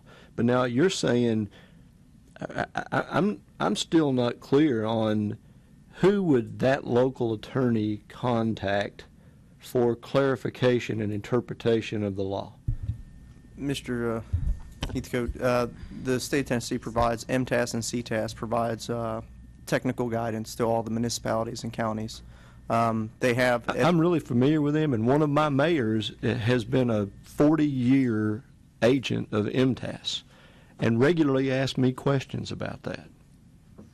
Right. So yes, and so if they don't go to MTAS or CTAS, or if their county attorney does not provide them legal advice, then kind of the what I feel is kind of the eyes glaring at me, which is, oh, well, ask Tony Glandorf. And so Tony Glandorf has never been part of one of those contracts, and he would be the one. It seems like the board would be asking my office to make that interpretation and to look at all that documentation, and then to be the one who tells that municipality whether or not it should be RFP, whether or not it could go as RFP, or if it should be QBS. And this would all happen without the board, without the boards making a determination or whatnot, because that's how they would want to do it. So when those questions come in, all of the pressure says, well, our legal office, they'll make the decision as to what it should be, when there are plenty of qualified attorneys out there in state government, in the municipalities, who can review this and see, the statute is very, very clear as to what the requirements are. Well, and Mr. Heathcote, the problem, I know you're new, coming back new to the board, the problem wasn't pointing these municipalities to the statute and saying, hey, this is the statute that you guys need to follow with this. The problem came with saying, well, the Architects and Engineering Board says that you are in violation of QBS. Like, these FAQs put out by the board say that you're in violation and you need to change your contracts. That's where the issue is. It's not informing them that the statute exists. Thank you, and I very clearly understand that. But I go back to my question: if the very agency who the state of Tennessee recognizes as the policing agency for engineers and architects isn't a source of any knowledge regarding that, who is? And if it's Tony, and that's who we need to refer them to, then, okay, that'd be interesting to know, but I'd be curious about what your response would be in situations like that. You're an attorney, I'm assuming, correct? Yes. Are you also a licensed architect or engineer? No. Or landscape architect? No, I am a engineer in the Tennessee Army National Guard, and I do engineering, general oversight, and management, but I do not do any architecture or engineering to the level of what you're talking. What source of reference would you use to make a determination about whether or not QBS was justified or not? The only thing that you would have is a contract. That's the only thing you would have. The contract precedes the selection of an engineer, not precedes it. Yeah, so the scope, sorry, I didn't mean I meant for whatever the process is, those documentations that they provide, what services that they're looking for, that is the only thing that you would be able to rely on. All right, I feel like we're getting just a little bit into the weeds, so I want to hear what Ms. Ware has to say, and then I'm going to ask that if you guys do have additional questions, that you just send them to Roxana, who will make sure that they get to me, so that I can make sure that we're having intelligent discourse on this. But I just want to say that you're saying that we're the wealth and the source of the knowledge, but the legislature has specifically not made us the arbiters or the deciders or the enforcers of the QBS statute. Yes, ma'am, I So very we just clearly have understand that. We just have to. But who is? That is for the legislature to determine, though. Well, shouldn't, I mean, if this has become an issue, shouldn't that, I'm sorry for continuing to speak here. I know there are other people that have requested the floor. Well, Shouldn't there that's be an why- assignment to the? Well, that's why I wanted to be pretty clear that we're not taking any sort of stance about QBS, because if the board wants to communicate, to the associations, things that they would like to happen in the legislature regarding QBS, that is your prerogative. And I also encourage you as private individuals to contact your legislatures about what you would like to see in the legislature. But as a board, we can't try to find loopholes to regulate a process that we don't have authority to regulate. Ms. Ware? Yeah, thank you. No, I really, I know you, as you said, down in the weeds on this, but it's our only venue by which to get some really healthy conversation on this. So I appreciate your time, and if you would continue to humor us for a while we talk through this, it would be great. So is a registrant going to be found in violation of registration laws if he submits a bid on a solicitation that should otherwise have been an RFP? Are we going to start seeing an influx of people who are accusing others? That's how we get complaints. Because, I mean, I know you can't predict the future, but given the fact that it has been preempted by trying to not have RFPs issued as bid packages, and now there will be bid packages that in commerce people are going to submit, especially if they look at the board and see there's not any guidance on it. I guess it's okay, and I speak from experience because we've been doing this for 25 years, right? So we know that this is what we were trying to get around. Then are registrants going to have complaints filed against them that would be then viewed as a violation of registration rules? Well, the rules are sort of a violation of rules is sort of your prerogative to determine. So, I mean, that's gonna come back to the board, and we'll see if there's an influx of complaints. There might be. I can't predict the future. I have not communicated to any associations that they are to stop communicating to agencies where they think they have not complied with QBS. We just are no longer letting the FAQs published by the board be that mechanism. So I don't know that there will be an influx of complaints, but I will say, Tony talked about how we had an informal meeting with the AG's office, and, there are questions about how would we fare at a hearing with QBS, because it would, would the board need a court order, or would the board need an agency making a determination that QBS had been violated to determine that their registrant had violated QBS? But that sort of brings me back to one of my first points, which is I want you to reconsider this rule. I understand why you might not want to do that today, but I would hope that you have some discussion on it, because to take action against your licensee for a violation of QBS, I think could potentially require more than just a board complaint. I'm sorry, I missed that part. Did you recommend to us that we consider? I did recommend that you reconsider, or that you consider the rule in A light rule of the fact change? that there has been so many complaints. That's when you were talking about how very few of them there had been? Mm-hmm. Well, respectfully, I can tell you that in the industry, this issue comes up all the time, and I don't mean once a year. So the FAQ has preempted complaints being filed, from my personal knowledge, because regularly we receive these documents and we say, no, we can't submit on that. That's bidding. We can't do that. We're precluded What from being I'm able to do telling that. you is the fact that decisions are being made based on a non-binding document about whether or not somebody has violated a law and putting in a bid is sort of the crux of the problem. It's not our mandate. I understand it's not your mandate, but I'm not saying that it hasn't. Just because you haven't seen complaints doesn't mean it wouldn't happen in the absence of readily available information. Okay. One thing I want on our FAQs, if I remember right, it's headed saying these are non-binding, and that you use this information at your own, peril. So, how does that not? That's not how they're being used.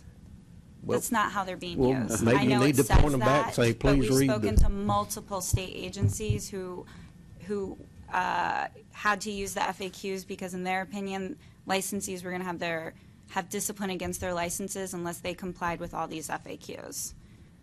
That is what I meant when I said, and even though there was an attempt to buy legal, and I believe legal was very hesitant, and there is that, qualification in the beginning.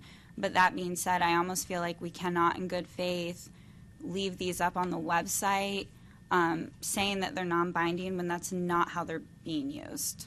Okay, now, going forward, what is the process? I mean, and I'm going to throw this out there. Let's say there's a complaint from an architect that some county government is bidding a municipal project out, and they're asking for fees, but they're asking to do it by put your fee in an envelope and open it later, and all these technical ways to get around bidding your fees. Do they? I mean, when they probably called the board, what does Roxana do? What does the board staff And do? it's going to have to refer them to the rule in the QBS statute. So we can't answer your question, read the law, and get your own attorney. I bet that's what you're telling me. And we actually have, it's a very hard thing to say, let me guarantee you that, but we've had to say it in several programs. I think Tony added to otherwise we're giving legal advice, and so I personally slapped on my hand. You can't say that, you just gave them legal advice. And so to all of my staff, I say always to the team, be very careful, because I know we don't want to say go hire an attorney. However, the minute we cross that line, we've overextended what we're allowed to do, and it becomes dangerous. And that declaratory order is hard to explain as well, so we make it as simple as we can. Okay. Well, like I said before, if you have any additional thoughts on this, I would encourage you to send them to Roxana. She will forward them to me. But I think that's all that I can engage on today. I know I probably did not give you the news you wanted to hear, but thank you. Thanks, Laura. Thank you. Tony, do you have any other comments? No, I think I would just confuse.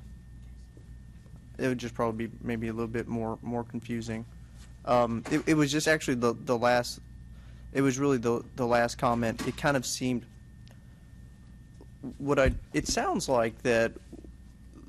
The opinion of the board isn't that the registrants are doing anything wrong. It sounds like the opinion of the board is that the municipalities or whoever is doing the RFP is doing it incorrectly. That they're the ones who are saying this is RFP, and everybody's saying no, it shouldn't be this way. It shouldn't be this way. We really don't have any purview that I know of over the county government. What would happen is if that went forward and the architects submitted fee-based bids, then yes, they would be in violation of the QBS laws. Right, and that's why. And then they're the ones we do have purview over.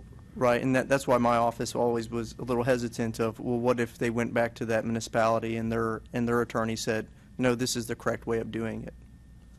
And then they asked us, and then you'd have two different agencies with two different opinions. So whose opinion is the right opinion? The Brooks Act specifically precludes, that's a federal act, precludes engineers and architects from submitting state proposals that are going to be decided based on price. They have to be submitted based on qualifications. That's correct. Yeah, yes, that federal So law the engineers still and architects know and understand the Brooks Act. Many of the people that procure those services do not. So going back to what you said, and I'm sorry, Frank, for interrupting. I don't hope I didn't interrupt, but you're exactly correct. There are a number of agencies that procure services. And again, if you look, I mean, most counties, utilities, and city governments have staff attorneys that they've used for years. They also have accountants. They use one time a year for one specific purpose. So most of, by I think a significant majority, the most often procured professional service by a really significant margin in cities, counties, and utilities is architectural and engineering services.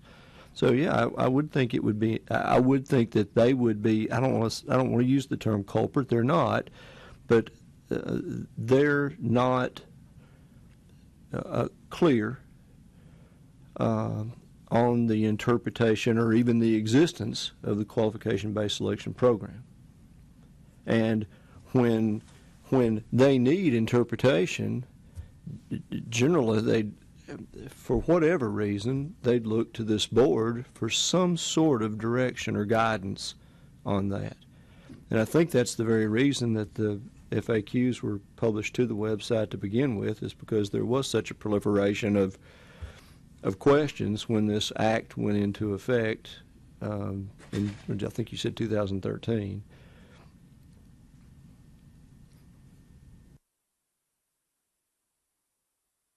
I think my understanding is that what went in effect in 2013 was this board's rule that registrants would be disciplined. That the statute was there since when, Tony? Was it 92 or something like? Yes. It's. I can look it up here, but it's been in statute. We'll It's just say been in statute for a while. So it's been there. So, and I haven't looked at it in a while, and this whole discussion makes me want to like get it on a big screen up here where the letters are this big, so that we can all interpret what's clear and what's not. But the way I remember it, and I actually did read it, was that the selection of architectural and engineering services shall not be made by any other means than qualifications. I think that's the way it reads. And by public entities. And if those entities are selecting architects and engineers by other means than qualifications, then yeah, I think they could be wrong in doing that. And that may not be our purview. Our purview is with the registrants, who then are in that process, who agree to participate in that process. And so maybe it's the way really it always has been. It'll play out with actual complaints that might come to this board, where we have to use our rules. And in the courtroom for the counties or other government agencies about a statute that's in the books. I mean, I guess that's the way it would always I've play got out it. anyway. If you want, if the board would like to hear what the actual statute says, it may. Here you go. It's on my screen. Blow it up as big as you can. This is 12-4-107, contracts for professional services, Part A. All contracts for architectural, engineering, and construction services procured by any municipal corporation, county, state, development district, utility district, human resource agency, or other political subdivision created by statute shall meet the following requirements. Requirement number 1, in the procurement of architectural and engineering services, the selection committee or procurement official may seek qualifications and experience data from any firm or firms licensed in this state and interview such firm or firms. The selection committee or procurement official shall evaluate statements of qualifications and experience data regarding the procurement of architectural and engineering services and shall conduct discussions with such firm or firms regarding the furnishing of required services, and then shall select the firm deemed to be qualified to provide the services required. Part 2, selection committee or procurement officials shall negotiate a contract with a qualified firm for architectural engineering services at compensation which the selection committee procurement officer determines to be fair and reasonable to the government. And there's other carry-on stuff beyond that, but those are the essential elements.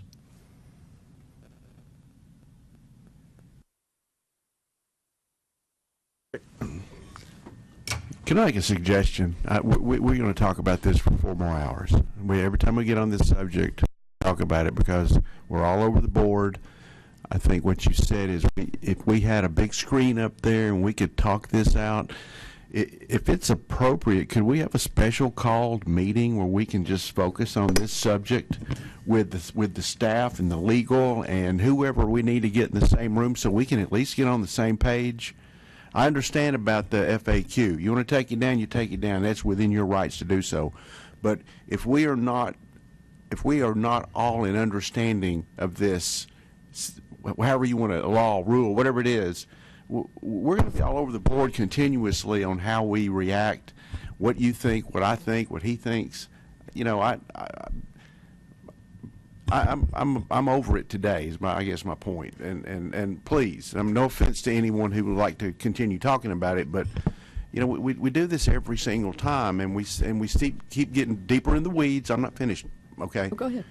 But I would like to offer that as a suggestion or a motion or whatever, is that we move on with the rest of our business and let's try to determine, can we have a special called meeting to discuss this one particular subject? That's my comment, and I'm done. Thank you. Since Ms. Martin is not here, I will definitely make sure that she's on it because this is new topic to me. So, but I will make sure that she's on it. If we haven't done it in the past, that will be a great venue. We can definitely do it via conference call, and those that have more questions, more things to say, we can address it that way. That's not a problem. I'm sure she'll be available. And I agree. I mean, and Rick, I was just going to say, I totally agree with you. It just takes us down the rabbit hole. But the fact that the FAQs have come down doesn't eliminate the fact that this is an issue that the board, we know as members of the board that our constituents and the registrants are asking this question all the time. And if the FAQ is down, that doesn't make the question go away. And I am just totally opposed to us sticking our head in the sand and pretending that just because we took the FAQs down that we've solved the problem. So I'll shut up now. Hey, I think from what I'm hearing is it would be good to have a meeting prior to our next, or maybe the day before, after the engineers meet or something like that. A telephonic call, yes. And so I think what I will do when this meeting. I'm thinking actually conference call- face to face. Look at each other. I think okay. face to face. That's where the reason I'm saying at the next meeting time in Okay. February or whenever that is. You would like to carve out a special time Yes. where we're only talking about that topic? Yes. Okay. Yeah. And now to make it clear, to at least to my understanding, the FAQs are not being pulled down. The QBS related FAQs are being pulled. Correct. And Correct. from what I also understand is whatever we sit and say here today, that's going to happen or already has happened. My knowledge, yes. Yes, that's already Yes. happened. Was an administrative decision that Ms. Martin was explaining to you all. Laura stepped in to explain it because that's her role, Right. and I would have been clueless what we were talking about. So I will make sure that she can come either the day before, the morning the afternoon when we do the committee meetings, the morning of, or address us. And if we've got a possibility of a webinar where we can have video, I'll send that to everyone so that, because your schedules are busy. So I want to keep that in mind as well. So I guarantee I will do that. How many more case reports do we have? If we want to continue, we've got the 6th case, and then on the represent. One regular and then. There's a few represents that we need to look at, and then I think the real important piece is to make sure that the committee items that were discussed get voted on the record, and we proceed. I don't think there was any other big stuff besides that. Why don't we go ahead and take a break? Okay. About 10 minutes. 10 minutes? Yeah. Thank you. Cookie break. Are there cookies back there? Holiday cookies? Look at them.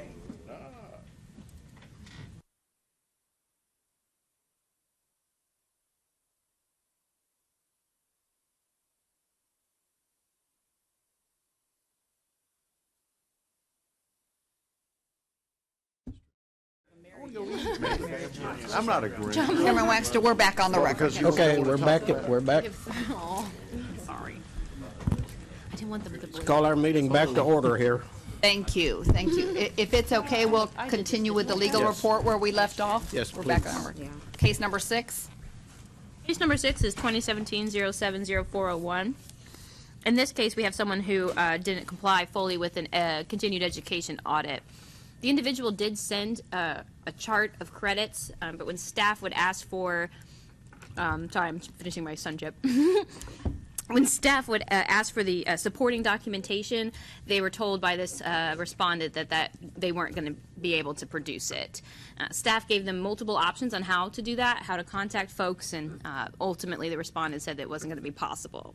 So we just have a straight-up noncompliance on this one. So for this, from my understanding, I won't lie, this is my first time. I have to say it's kind of complimentary to, I think, the engineers and architects. This is my first time having a failure on CPE audits, much more common with my other programs. But my understanding from the staff is this is the typical discipline. So it's $1,000 of civil penalty for failing to comply.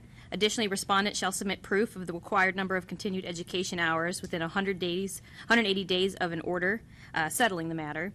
The hours that are obtained cannot be used to qualify to fulfill the penalty as well as any future required CE. So this would be in addition to what they would need for the time period moving forward. Additionally, the respondent must be subject to the next continued education audit and shall complete laws and rules examination. Thank you, Robert. First of all, something I forgot to say at the very, very beginning. Thank you all for getting us out to us a few days early. It was very helpful to be able to kind of go through here and make some notes while I was looking at it, so that was helpful.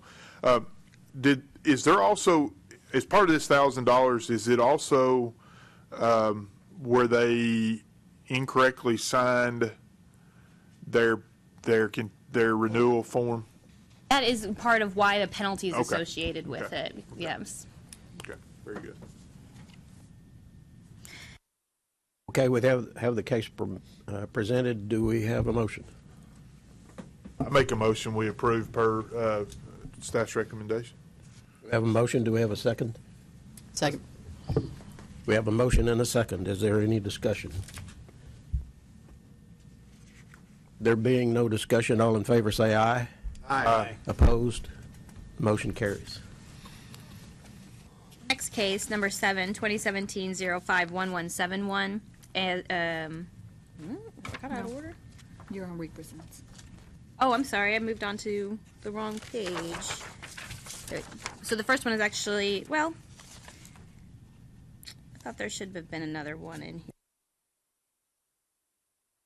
Oh, this is the one I added with Mr. King at the very end on this. Okay, sorry. I added my own version, so it's different. So actually, we're on to Shalina's represent. I apologize. This next case is my case. It's a representation. It's 2017-020561. As you will recall, this was a respondent that was an architect, and there was plan substitutions submitted for the landscape design of the project. But the landscape design had the complainant's PE stamp on it, and the complainant was not involved in that. The board had discussed this at the last meeting and requested that this be reviewed, and I believe that Mr. King reviewed this matter, and there was an informal conference as well that was held. So, Mr. King, if you would like to address this particular complaint. Okay, I think this is probably the third time we've talked about this one. But to refresh everyone's memory, there was a situation where an architect hired an engineer to do the grading work on a project. The local jurisdiction required a landscaping plan. The landscaping plan was placed on the engineer's sheet, grading sheet, by the architect with no modification of the stamp or no description of who did the landscaping work. The engineer found out about it, and from the local agency, a complaint was filed because of it. There is a lot of confusing issues in the whole record. There's a long email record. There's a letter from the architect's attorney trying to describe what happened. But this is why it's good to sit down face to face, and we did that. And I think I think Ms. Brown wasn't able to attend the informal, but Ms. Page did. This is why it's good to sit down and look somebody eye to eye. I think what has happened here, the architect understood that the landscape plan was required and had even showed it in a schematic to the planning office in the city some time ago. The architect understood that the engineer was aware that this was going on, which, I think in my mind and probably the board's mind, that really didn't matter, because what happened, the way that the landscape plan was placed on the drawing is really the problem. I think the original recommendation was for a penalty. I really think that this architect didn't have any malintent when he did this. It was probably one of those situations where somebody got in a hurry to get a permit. There was the planner had asked the architect to put the landscape plan on the grading sheet. The grading sheet was done by the engineer. I think the architect showed some remorse, and I even asked him, I said, what would you do differently, if this happened again? And he correctly responded that he had erred and this wasn't the proper way to do it. So I think that my suggestion to the board at this point is to issue him a letter of warning rather than a penalty. I did talk to him about it is personally offensive to every registrant when somebody takes our work product and modifies it, just like it would be offensive to an attorney who files something with a court, and all at once you realize someone else got the document and inserted a paragraph. It's offensive to all of us.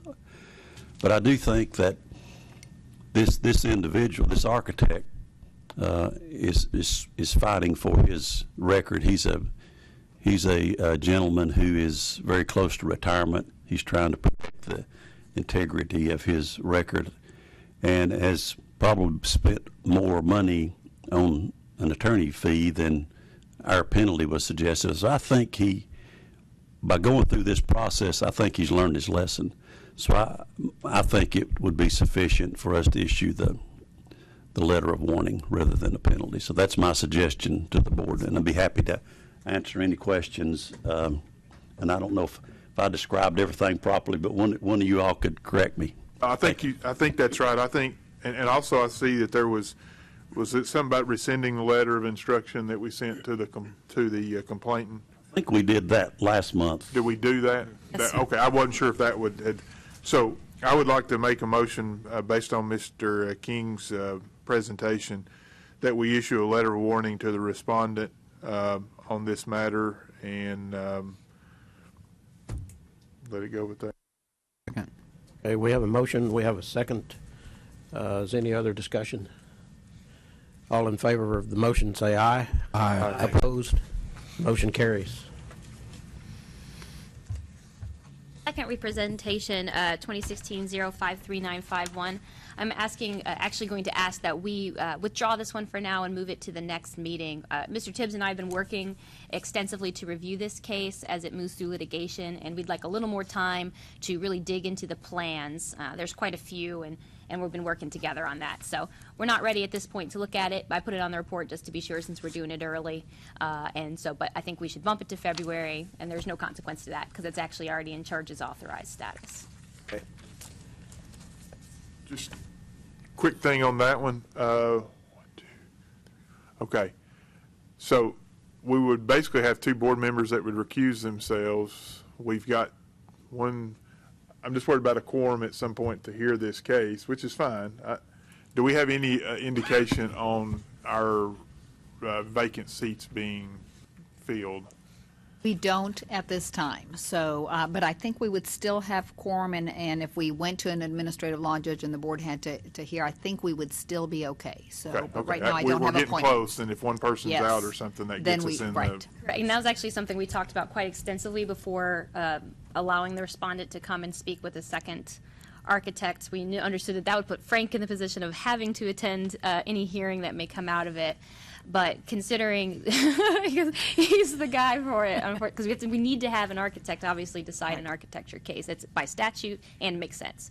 And so we opted to do this just because it's going to probably be fairly extensive litigation. And I think that if we can all make sure we're on the same page, we might be able to bring this about to a settlement.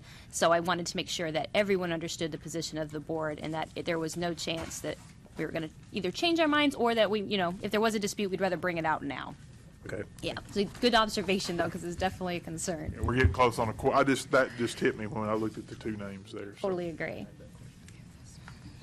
Okay, I believe that's all the case reports. That does leave us a new case that Sarah added, and it's not on your iPads. We're going to have it in paper here in a minute. Would we like to proceed to the committee reports to keep us going? And then as soon as we have the paper version, case number 7 was added at the last minute, and I thought it was on your iPad. So we'll look at it in paper, but it's a simple case, if I'm correct. Are we I think gonna- it is now. Are we going to skip your report?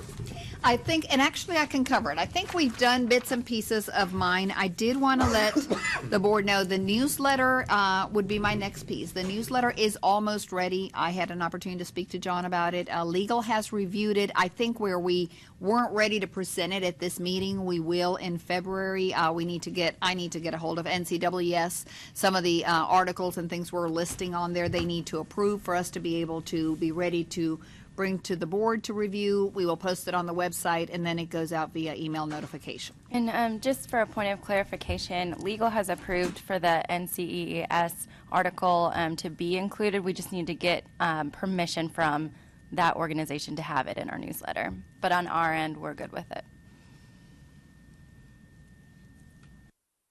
So I think those are the 2 items that I had since we've discussed presenting complaints and licensing metrics on a quarterly basis to have them be a substantive piece of information. That would bring us then to the 3 committees if we can start with the engineer committee to report. Yes, Ricky. Okay, we met yesterday and reviewed comedy applications and 1 continuing education audit. We reviewed some proposed rules that were the same as rules that we had previously approved, except there was a rule about the confidentiality of references for applications, and that was removed due to some legal concerns with that. So that if confidentiality of references is still something that the board wants to pursue, it will take a statutory change. And it was stated that this wasn't an unprecedented thing, that there are some other boards where there are statutes about confidentiality of references, so we weren't discouraged from pursuing that if we so chose. We looked at, we reviewed and edited language that allows 1 year of credit of progressive work experience for 3 years of experience that happens prior to graduation. So that's a kind of a new, some new language for us in evaluating an applicant's progressive work experience. We reviewed and edited language added to the seals rules about digitally sealed documents and also about sealing reports that would make it consistent with our statute. We looked at the legality and implications of having associate engineer members review applications as well as ways of managing the flow of applications for review. And we proposed changes to the reference form, the application's reference form, to eliminate some questions that are not that helpful, and then to add questions to get better information about whether the applicants, how ready they are for licensure. So that is the end of my report. I also wanted to note that I passed out 2 new red lines to each member. As you'll see, I split the rules that we discussed in the engineer committee meeting up. There's one separate red line that addresses the seals, and then there's another red line that addresses the engineer experience requirements and also includes an architectural associate rule. So you'll see on the seals red line that I made some of the changes that the engineer committee requested yesterday. If the committee feels that this draft is complete enough to move forward, the full board can certainly vote to move this rule forward if they would like, the seals rule. Additionally, I did make some of the requested changes to the engineering requirements rule, but I know that the engineering education requirements was more in its initial stages, so we could also keep working on that for the next meeting as well. And then a third item that you did mention is having the full board revote on the rule package from April that contained the confidentiality of references. It's now been eliminated, and we just need the full board to vote to move the rest of the rules that you've already approved previously forward in the rulemaking process. So that's 3 separate rules that I just mentioned.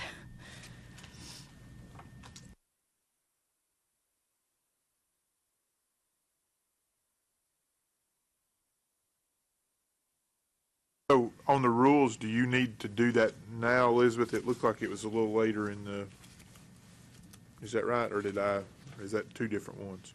I think the only one that the engineering committee needed to address right now is the details that we added to the seals rule, but we could also move all of the rule discussion until later on and have that as be one section if you'd like. Whichever. I want to make sure quick, if we can do the seals thing now if you want to. I mean, if that's all right, Mr. Chairman. It's fine with me. Okay. There's only one modification, I think. It says in item D, when an engineer must seal, sign, and date engineering specifications, drawings, plans, or calculations for digitally generated seals. Electronically.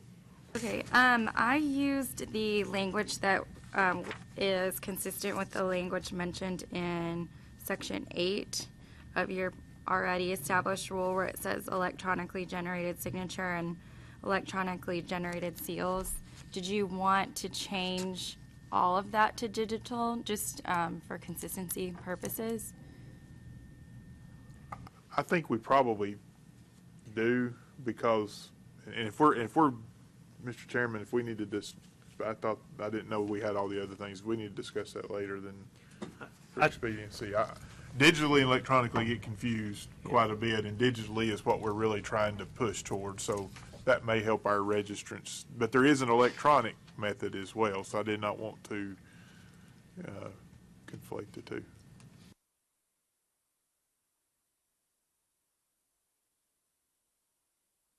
Correct. We wanted to say okay, digital. so keep electronic in 8 and change electronic in 2D to digital. Okay. Everything else looked exactly, you added drawing in there, you took the other stuff off that we wanted to, and everything else looked like it was exactly where we needed it to be, so thank you for that.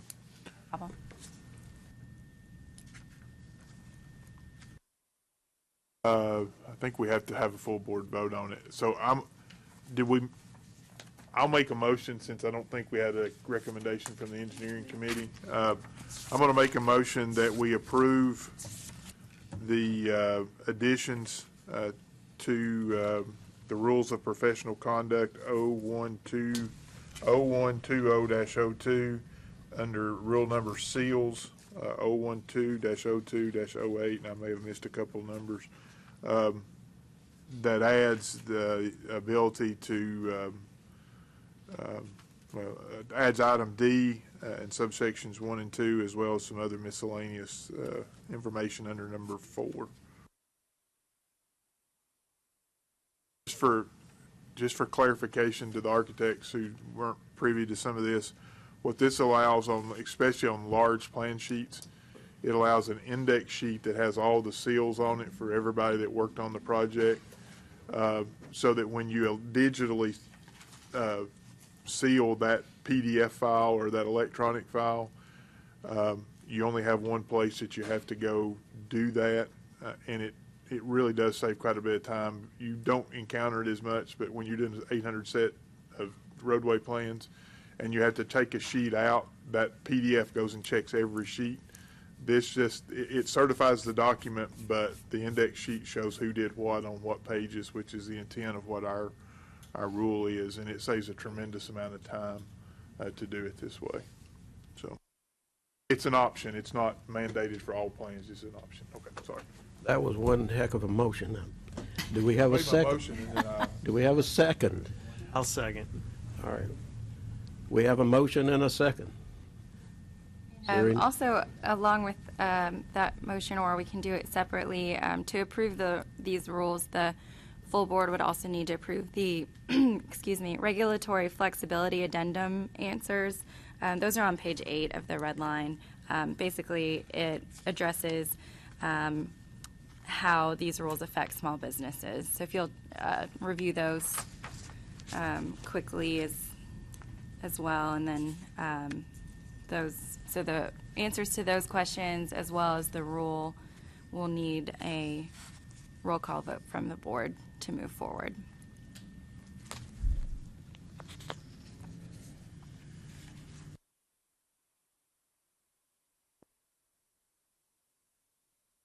Any members have any changes or additions to the answers to those questions can make those edits now.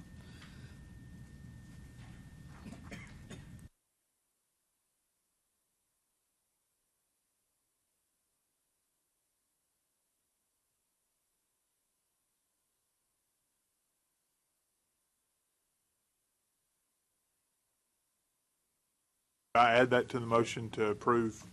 So as an addition to my original motion, I would also ask that we consider, I'll get the title, adding the regulatory flexibility addendum, and approve that at the same time, please. Second. Okay. We have a motion and a second. Is there any discussion? Okay, we'll have a roll call vote, please. Susan Ballard, Robert Campbell, Yes. Ricky Bursey, Yes. Blair Parker, Yes. Brian Tibbs, Rick Thompson, Yes. and Frank Waxter, Yes. and Kathy Ware. Yes. Thank you. And we've finished the engineering report, the architectural committee, Rick. All right. Get my stuff together over here. Our architects meeting this morning, architects committee meeting, we had 3 items basically on there. One was application review, which we spent quite a bit of time on that. We didn't quite get finished. Staff's going to send those to us electronically so we can finish those up, not to hold up any applicants. Second item was the NCARB Tri-National Mutual Recognition Agreement for International Practice. We did not cover that because staff was not at that time yet. So we are prepared to do that. And then we have one other item, unfinished business about the pre-licensure titling rule, and we'll do that after we get through with staff.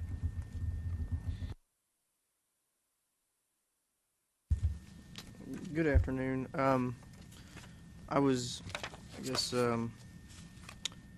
Before this meeting, I was provided with the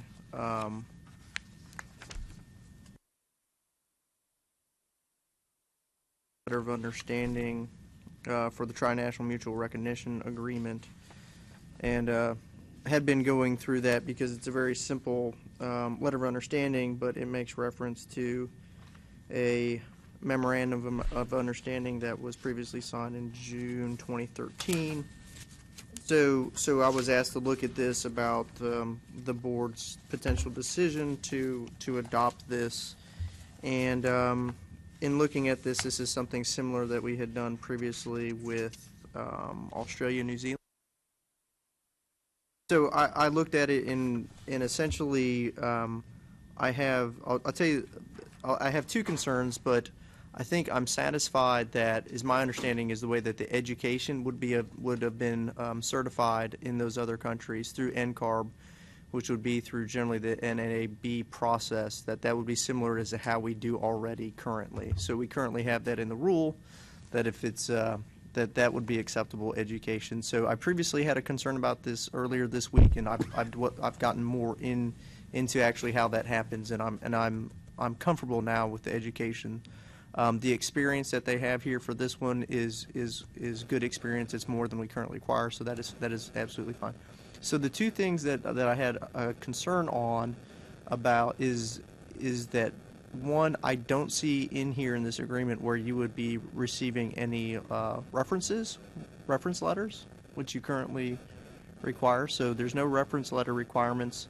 And the second thing is that currently for all registrants for any license in Tennessee, regardless, they have to submit an attestation to our department certifying that they are either a U.S. citizen, which is not the case here, a qualified alien, probably not the case here, or a non-resident, or that they are a foreign national not practicing here in the United States, meaning they would be, you could be in Canada and say, I just want your certification, I'm not coming to the United States. So the concern is that the law requires that they actually make an attestation. They actually check the block, they sign, they send that to us. We do that for all of our licensees, and so that's just not present in here with this documentation. That be considered a local requirement? So the EVEA is, well, it's required for everyone. It is required for everyone. In Tennessee? Everyone in Tennessee, everybody who's applying for a license in Tennessee, or if you're another state coming here, so it is all. Local, I mean local to Tennessee.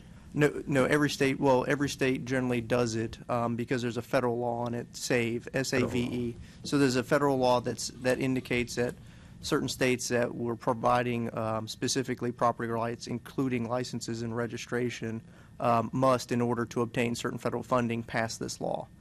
And the law is the EVEA. So most states, my understanding, most states do pass this. So it's not just, it is a Tennessee law that we're complying with, but it's under a federal requirement. So the reason I ask is one of the exemptions is exemptions is a local requirements, right? Right. And then I guess the opposite question to that is, if that is a federal requirement, and all these other states have already signed on to this, are they going against a federal requirement? I'm not sure. I'm not sure if those states, whose state, I don't know which states have signed this, and I'm not sure which states, if they have that on their books. My concern is that if we sign this, then they would just send that documentation here and nobody would be attesting to anything. If they would do the attestation before we issued the registration, that would alleviate a lot of the issues with that, because it's my understanding that this memorandum hits on a small point on there, that the memorandum on page 3 says that you're only eligible if there's an architect whose principal place of practice is in the jurisdiction that is a current signatory to this agreement. I'm assuming that's going to be in the other country. So they're a foreign national, not here inside the United States, because because this is clear and this happens from time to time. If somebody in Canada, who is a Canadian, was to sign this document, they can receive a Tennessee license for that, but they could not physically come into the United States and make that practice here because they, without one, first being a U.S. citizen, which is assumed they're not, two, becoming a qualified alien, which is usually, it can be done multiple ways. It's usually a permanent residence card is what it is. So it alleviates some of the concern. Maybe it could be considered a local requirement, meaning that we can administer that on them. And I would recommend that if you all choose to sign this agreement, that every one of those before they are given a registration, that they make that attestation right there. So that could be accomplished. So long as they sign that attestation, then that accomplishes the goal of what we're supposed to be doing. The only thing that you're lacking is those references, that you actually don't have the references that everyone else is required to sign or to submit. Excuse me. And I'll be speaking out of school a little bit, but I would assume the NCARB does get references. I know they go through a process of evaluating the firm. And before here, what I was doing earlier is I was looking. The references are not. I didn't see where references were listed on here as part of the agreement. And when I was looking on their website as to the education experience, it didn't list those 5 general references that were in there. And I know that in the past has been something that the board was very strongly wanted to look at and read, to look at these persons' character and whatnot. Might be, again, I'm just thinking out loud, but it might be hard to get references if you're in New Zealand, and if we wanted references for somebody we knew other than somebody in New Zealand, it'd be hard to, if you've never lived here, to get those references.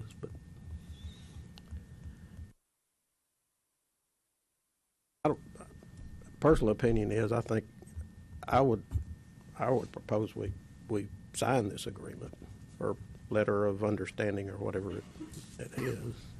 One of the reasons is it allows reciprocity for us to work there too. Attestations or yeah.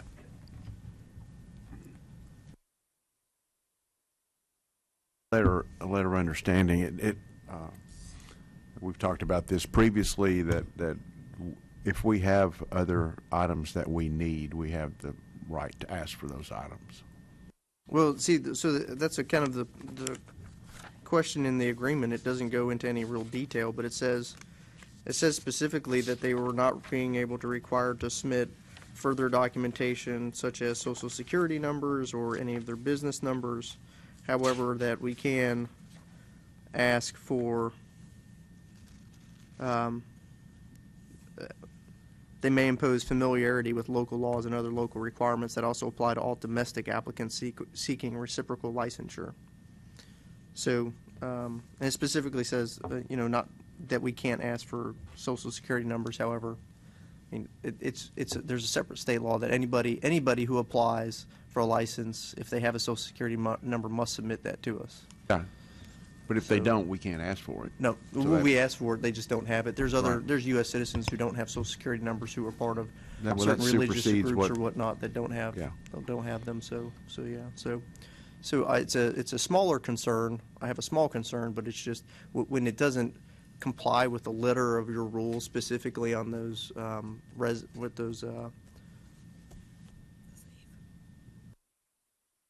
just the save, but with those recommendations, the references. It's just a concern for me is that it just does not match or meet what you're currently doing with all the other comedy applications. So that's my It's concern. unique, yeah. Do we have a motion?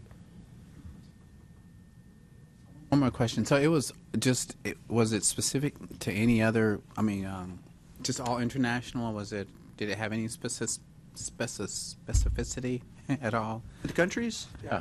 Oh, sorry. Canada. Yeah. So sorry. It's It's Canada and Mexico and the United States, including District of Columbia, Guam, Puerto Rico, U.S. Virgin Islands. It's the tri-national mutual recognition Okay. agreement. Mhm. And would a motion need to include the attestations that you brought up, or? Oh, that would be great. That would be good. I mean, that would be clarification on the Oh, record, so please, yeah. Okay, I just want to make sure. All right, I make a motion, we approve adding the attestations requirement be added to the requirement. The letter of understanding. Letter of understanding. Letter of understanding. Okay. All right, have a motion. Do we have a second? Second. Oh, go. Somebody seconded it over there, I'm sorry. We have a motion and a second. Is there any other discussion? I would like to make a comment. Okay. As having dealt with this previously. This is a double-edged sword, and we have, if we add too many restrictions to this, then we will not be allowed to be licensed in their jurisdictions. So if any of you have work in Canada, you may not be able to practice architecture there if this becomes an issue, or Mexico or anywhere else. So it's reciprocal. If the attestations becomes I don't know for sure. I'm just saying that any time the letter is amended, it has become and it may become an issue. I just want to be clear about that. I'm not saying what we're doing is not correct. I just want that to be knowledge for any of the architects that may want to practice, or you may even currently be licensed in some of those areas. So just a statement. Thank you. And if I could add, so I think adding it makes perfect sense. However, when these applicants coming through and we're, because of this agreement, going to let them in as comedy as we would treat others, when they go to get our license, they're going to be doing the attestation. It's an online process that we have, and in paper, it's kind of a mandatory. Before we hit that click to license, they're doing it. So I think we would be okay at that tail end at being able to catch it. Okay, that's good. So then my understanding is we're not going to try to go back to NCARB to actually adjust this letter. The letter's fine with our information. We could say that we are going to be requiring them to do this attestation when they obtain a license, and that would be accurate because they will have to fill that out. Okay, Yeah. that's fine. Does that make sense? Perfect. You good with that? Yes. Yep. Yes. Okay, we have a motion and a second. Is there any other discussion? All in favor of the motion, say aye. Aye. Opposed? Motion carries. Okay, last item is the pre-licensure titling rule for architects. I think, as we all know, the terminology intern is no longer allowed to be used, and some discussion has occurred to what that term should be. At the last meeting, we had agreed on the appellation, or the designation, as an architectural associate in lieu of an intern. There was some discussion in regard to design professional or other things, but this is what we wound up voting on. Our legal department has made a recommendation, and does everybody have this, Liz? Yes, I passed out, there was 2 different red lines. One was the seals that you just voted on at the engineer report, and then the second one contains the architectural associate rule, and then also it contains one of the engineering experience requirements rules. The second page of it. Second page 1B. Yes. Yeah. Okay. So, at our meeting earlier this morning, there was some conversation, and let me just read this. Notwithstanding subparagraph 1A, any person gaining practical experience in an office of a practicing architect may use the title, appellation, or designation architectural associate. There were some issues that's too broad and too open for someone And I think, as Frank said, no offense to anyone in any other profession, but, you know, Joe the plumber, if he's working in an architect's office, should not be able to call himself that. Yeah, architectural associate. So I think there's some discussion that we need to have, and Frank, I hope that, you know, you're the one that brought this up. I don't know if you've given any more thought to it. Brian, I know you probably have, but. Well, I think what we did was ask Liz to go back and add some verbiage in there that narrows that down, and that being that this, whoever this person is in the experience gathering process prior to registration. In other words, a NAB accredited degree puts you in that position. That's one way to tie it down, but yes, and I've get the right I've language, noted I'm some not sure edits what it from the committee, and regarding the education experience level to be able to refer to yourself as this architectural associate. And also, Mr. Tibbs forwarded me an email from the AIA that describes a little bit as far as the NAB accredited program. So I'll use that language to craft and make additions to this rule change. I know one of the changes we discussed was that we would cross out any person and have it say any graduate of, and then use the correct language there to kind of better describe and narrow down who can use this title. But I do think this is a good start, and I'll, if the full board wants to direct me to continue crafting this language, I'll be happy to bring it back at our next meeting a little more finalized.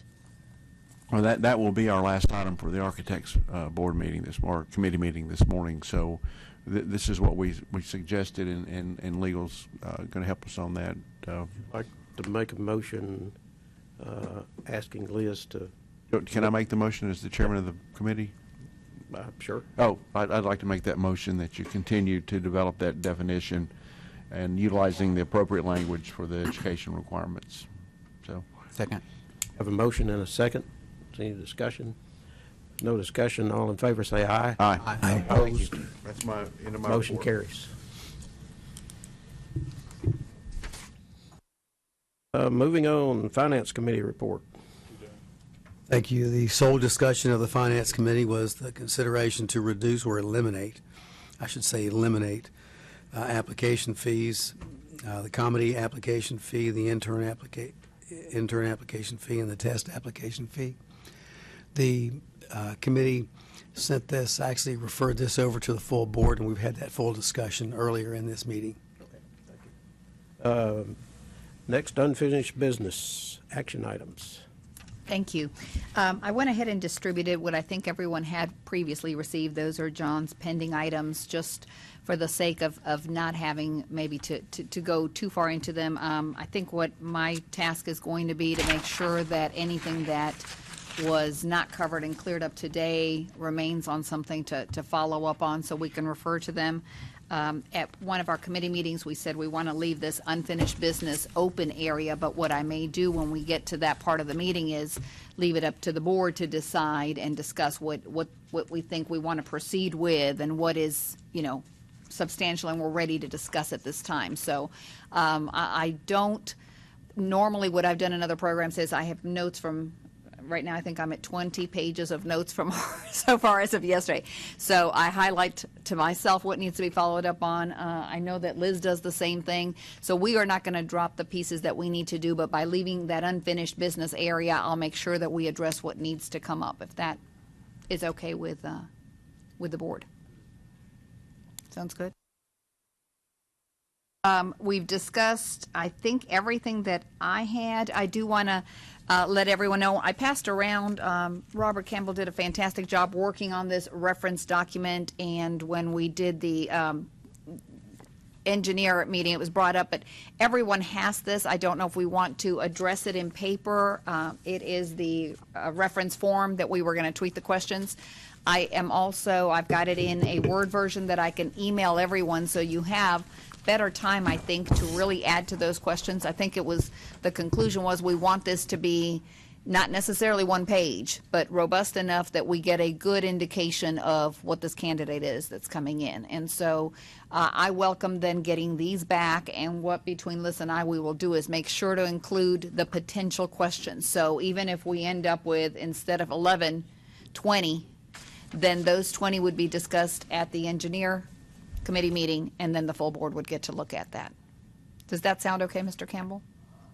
That way everyone has it and has a chance. Actually, this was Ms. Ware's issue to begin with. So Okay. you need to Oh, make sure wonderful. it's okay with her. If that is okay. And we can tweak it without a doubt, so if it is 2 pages, I don't think that that was a concern. Yes. Now, you had yours from yesterday, so you might not have had one. So I'll make sure that before you leave, everyone has one. Okay? Yes, I am. You're going to have a Word document. I think that'll be more user-friendly for you to work with, and then you'll email it directly to me with any of your thoughts.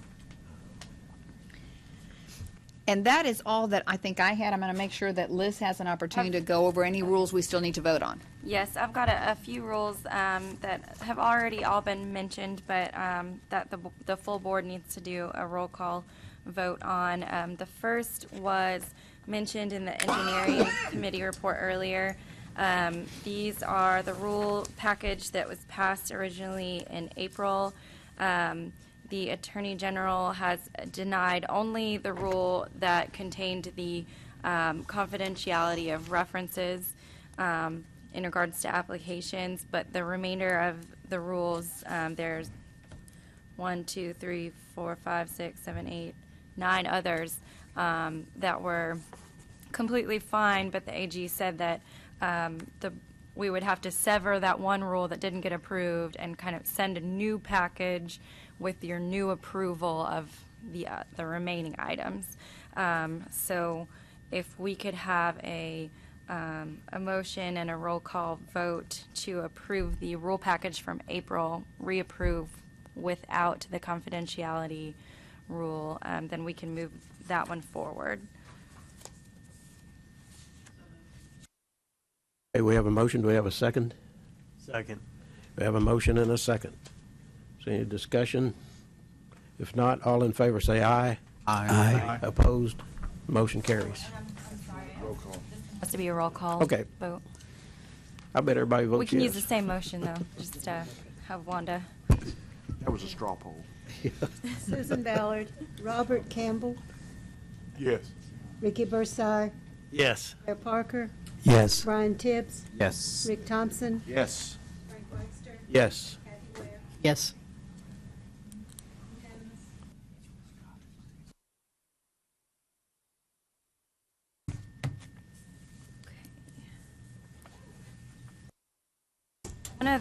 This is just an update. The rules that the board has previously approved, I think in October, about the continuing education.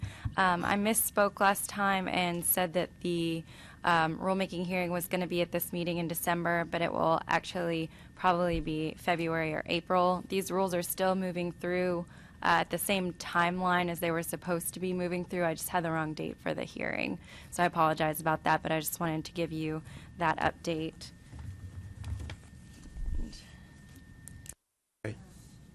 And then the only other thing I had, and we can move this for discussion at the next meeting, the board did direct me to begin to draft some definitions of architecture and engineering.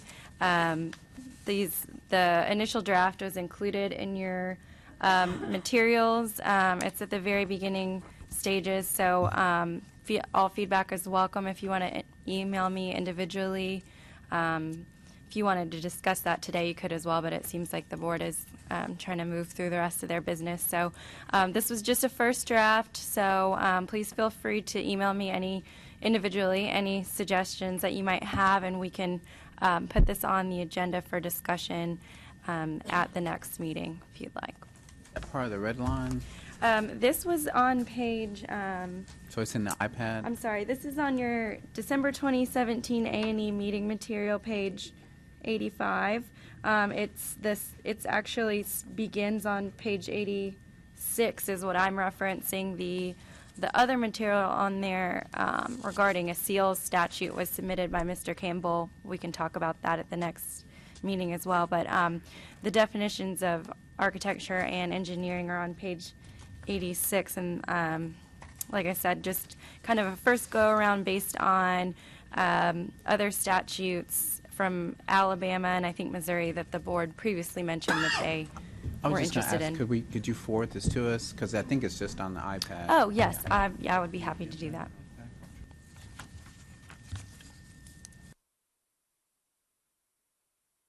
Okay. Sarah, you want to go ahead and do this? Quick thing, did we vote on the rule for the progressive engineering? Are we doing that in February? I thought that the board wanted to have a vote on that in February, but we could vote on that today as well. It's on the same red line as the architectural associate. It's the second rule that's listed. I made some of the changes that were discussed at the committee meeting. If that's, I think that's fine to do it in February. I just want to Okay. say it looked like it was exactly what we wanted to do, Okay. so thank you for that. So I'll bring both the architectural associate and the engineering experience rule with final edits back to the February meeting, and the board can choose to vote to approve those at that time. I can sum this one up fairly quickly for you. We added this just the other day because we were waiting on an investigator to get back. I actually didn't think would get back to me in time, but did. So Steve King and I have worked on this one as well. He kind of got the heavy lifting on this legal report.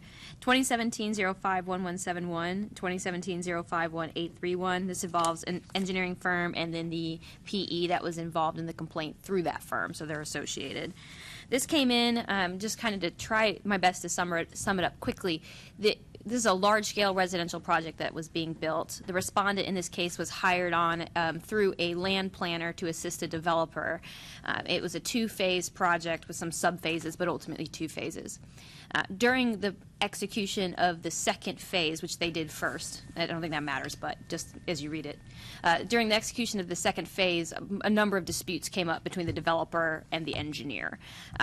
The developer alleges that those were related to his design, but never gave any specifics or provided anything to indicate that. The respondent obviously said, no, it was basic construction differences and things, and they got emotional. I don't know who to believe, but I will say that the project was ultimately held due to market conditions and money, so I would venture to say that there was numerous stressors going on with this project. Before the project was put on hold, the engineer started development of Phase 1 plans. During the development of Phase 1 plans, they were submitted to the city local council for finalization and approval. The council voted to approve Phase 1 plans but they voted to approve them so long as the engineer made certain adjustments to the design plans that they had an outside consulting engineer suggest. So they were tentatively approved so long as those changes were made. Before Phase 1 construction began on those projects and before Phase 1 plans were finished and then ultimately approved due to those comments not being integrated, the project was put on hold and the engineering firm was fired. So they went away with their unfinished plans, not to be heard of again until 2017. The project comes off of hold. The developer starts construction with the plans that were not fully approved by the city. As a result, numerous problems arose. They believed that was due to the incompetency of the plans provided to them. There's also some dispute on how long it took to get plans. The paperwork shows that they actually responded quickly as soon as I had anything in writing asking for it, but the firm did have some hesitations about producing CAD files and what privacy rights and IP belongs to who. But I don't think that's relevant. The developer is alleging that the plans were incompetent, and that is why that they're now experiencing issues. The respondent states that they were not finished plans, that if they were brought on, anything that would have been changed or adjusted they could have assisted with, but any error that they're hearing about through this complaint process they've not been privy to because they've been out of the picture. I sent out an investigator to talk to the municipality and to the codes officials there as well as try to gauge interest. We did get a letter from the new engineering firm that's been hired by the developer. They try to levy this memo from this engineer to me as a list of incompetencies, but what we have is a list of differences between respondents' PDF version of files they produced and CAD files that they produced, probably because they were in development when everything came on hold. And so the complainant in this place produced that list to me and said, see, these are errors. I sent the plans. We had quite a few plans I sent over to Mr. King for review, and I'm not going to speak to the quality of those. I'll allow him to do that. But I will tell you, after my investigation came back, I called the codes official to talk to him about this project because it was very confusing. There's a lot of documents. And the code official wanted me to express that they're almost to the end of approval and that this has kind of been a Murphy's Law project, that everything that could go wrong has gone wrong, and that they, even as the city, can't really identify where exactly all of the problems are arising from. He seemed kind of astonished we were trying to pin down one person in particular. Now, I don't think that's the end-all be-all. He's just a codes official. I don't even know their role, but I give value to the fact that the guy on the ground says it's such a quagmire. How are you trying to parse apart fault? So with that, I sent the plans over to Stephen King and thought really what we need to determine is if on the face of these plans there is a danger to the health, safety, and welfare, if there's an obvious inconsistency or incompetency. So with that, I'll let Mr. King speak to his review. Well, this complaint has been going on for a couple of months, I think, and initially when Sarah sent the plans to me, obviously you can't tell whether the accusation was there was an error in the grade of a sewer line. Well, when you're provided the design plans without any data about field conditions, there's no way you can tell if where that error was true or not. So we began the process to try to determine what went on in the field, and I think on at least 2 different occasions an investigator went out there and tried to glean information, which we never were able to get any confirmation of that error. But I think the kicker happened probably yesterday, that we're able to bring you a recommendation to close this case was just exactly what she said when the investigator, or when she talked to the inspector or codes official, and there wasn't any information about any kind of error on the plans from the inspector with the city. So I really think this is just an argument. This was an unusual situation in my mind because the developer hired a planner who then hired the engineer. So all this information is flowing back from the designer to the planner to the developer. So I really don't think there's anything to this, and that's why we bring you a recommendation to close. I have one question. Yes. The quote, incomplete set of plans. Was there an incomplete set of plans? And The set of plans to me appeared to be complete. The formal permit had not been issued, and there were a list of comments from the consulting engineer who acts as the city engineer for this municipality. It was things like I see on our comments all the time. You know, we didn't have, none of it had anything to do with the alleged error that was made on the sanitary sewer grade. But I think It might have been my misuse of the term incomplete. I guess what I mean is that they needed comments implemented in order to be finalized, and that never happened since they were fired. I was understanding that the engineer was fired prior to completing the plans. Is that not right? Completing the changes that were required for finalization. So they had complete plans. Okay, here's my question. Sure. Were the plans sealed? Yes. Yes.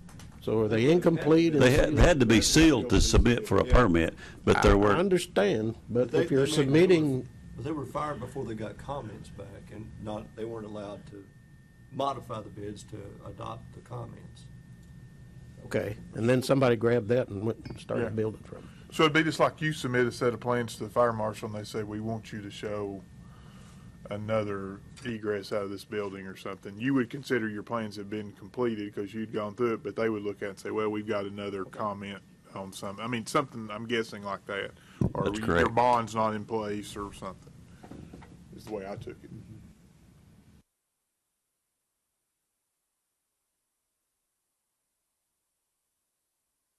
I was actually hoping there would be a civil suit because that would help us, but they're not even initiating a civil suit at this point. So I think they're just trying to get finished at this.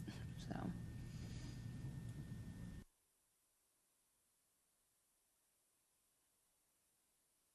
Yes. We have a motion to that effect. So moved. We have a motion. Do we have a second? Second. We have a motion and a second. Is there any other discussion? For the record, I'll recuse myself on this. I may know this situation. Okay, we have a motion and a second. All in favor, say aye. Aye. Opposed? Motion carries. Thank you, Sarah. well, I appreciate it. If I could, Chairman Waxer, we just looked at the agenda, made sure, wanted to not skip over anything. There is one item that the Engineering Committee did discuss that we wanted to bring up just to the full board quickly, the authorization for associate members to review or approve those applications. If it is okay, we will need a motion from the board. What we want to do is have legal look into that further to determine if we open it up for associate members to also do the reviewing, as long as that doesn't make it so that 4 individuals have to review, because then that would be undue burden and just not make any sense. So they're going to check the legality of that, but if that's the case and they determine it to be so and we've motioned to approve that, we could start that process. Now, we're not going to change anything if the case is now that 4 people have to review, then it becomes very difficult. I make Did a I say motion that that, correctly? I make a motion that we authorize legal to finalize the review on that based on the comments that we had in the engineering committee meeting yesterday, to get the 3 versus 4 resolved. And if you'd like to add to that motion, really what legal needs from you is if it is valid legally, we need the board to direct the associate members to be able to review and approve the applications. Can we do that outside of a board meeting? Can we do that by email or voice vote No. over? No, has to be in a board meeting. Yeah. I'll add that to the motion that we allow the associates to review applications if the conditions are 3 versus 4. Okay, we have a motion. Do we have a second? Second.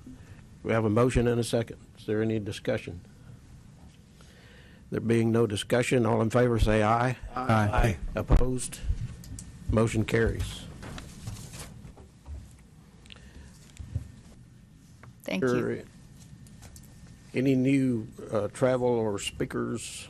No, at the meeting that this board had in October, I think all your travel was addressed at that point. Any new events or travel that the members have, please make sure to send them my way via email. Just let me know if something comes up you're asked to speak on. Obviously as your own position, that's fine, but you wouldn't be able to until the board approves you if you're speaking on behalf of the board.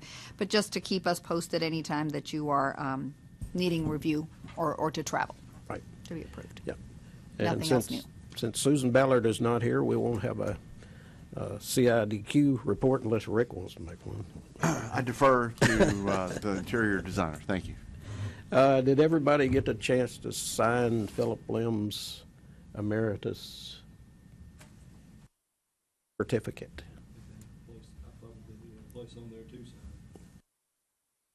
And then there's a couple of items I've got here, and this has to do with committee appointments.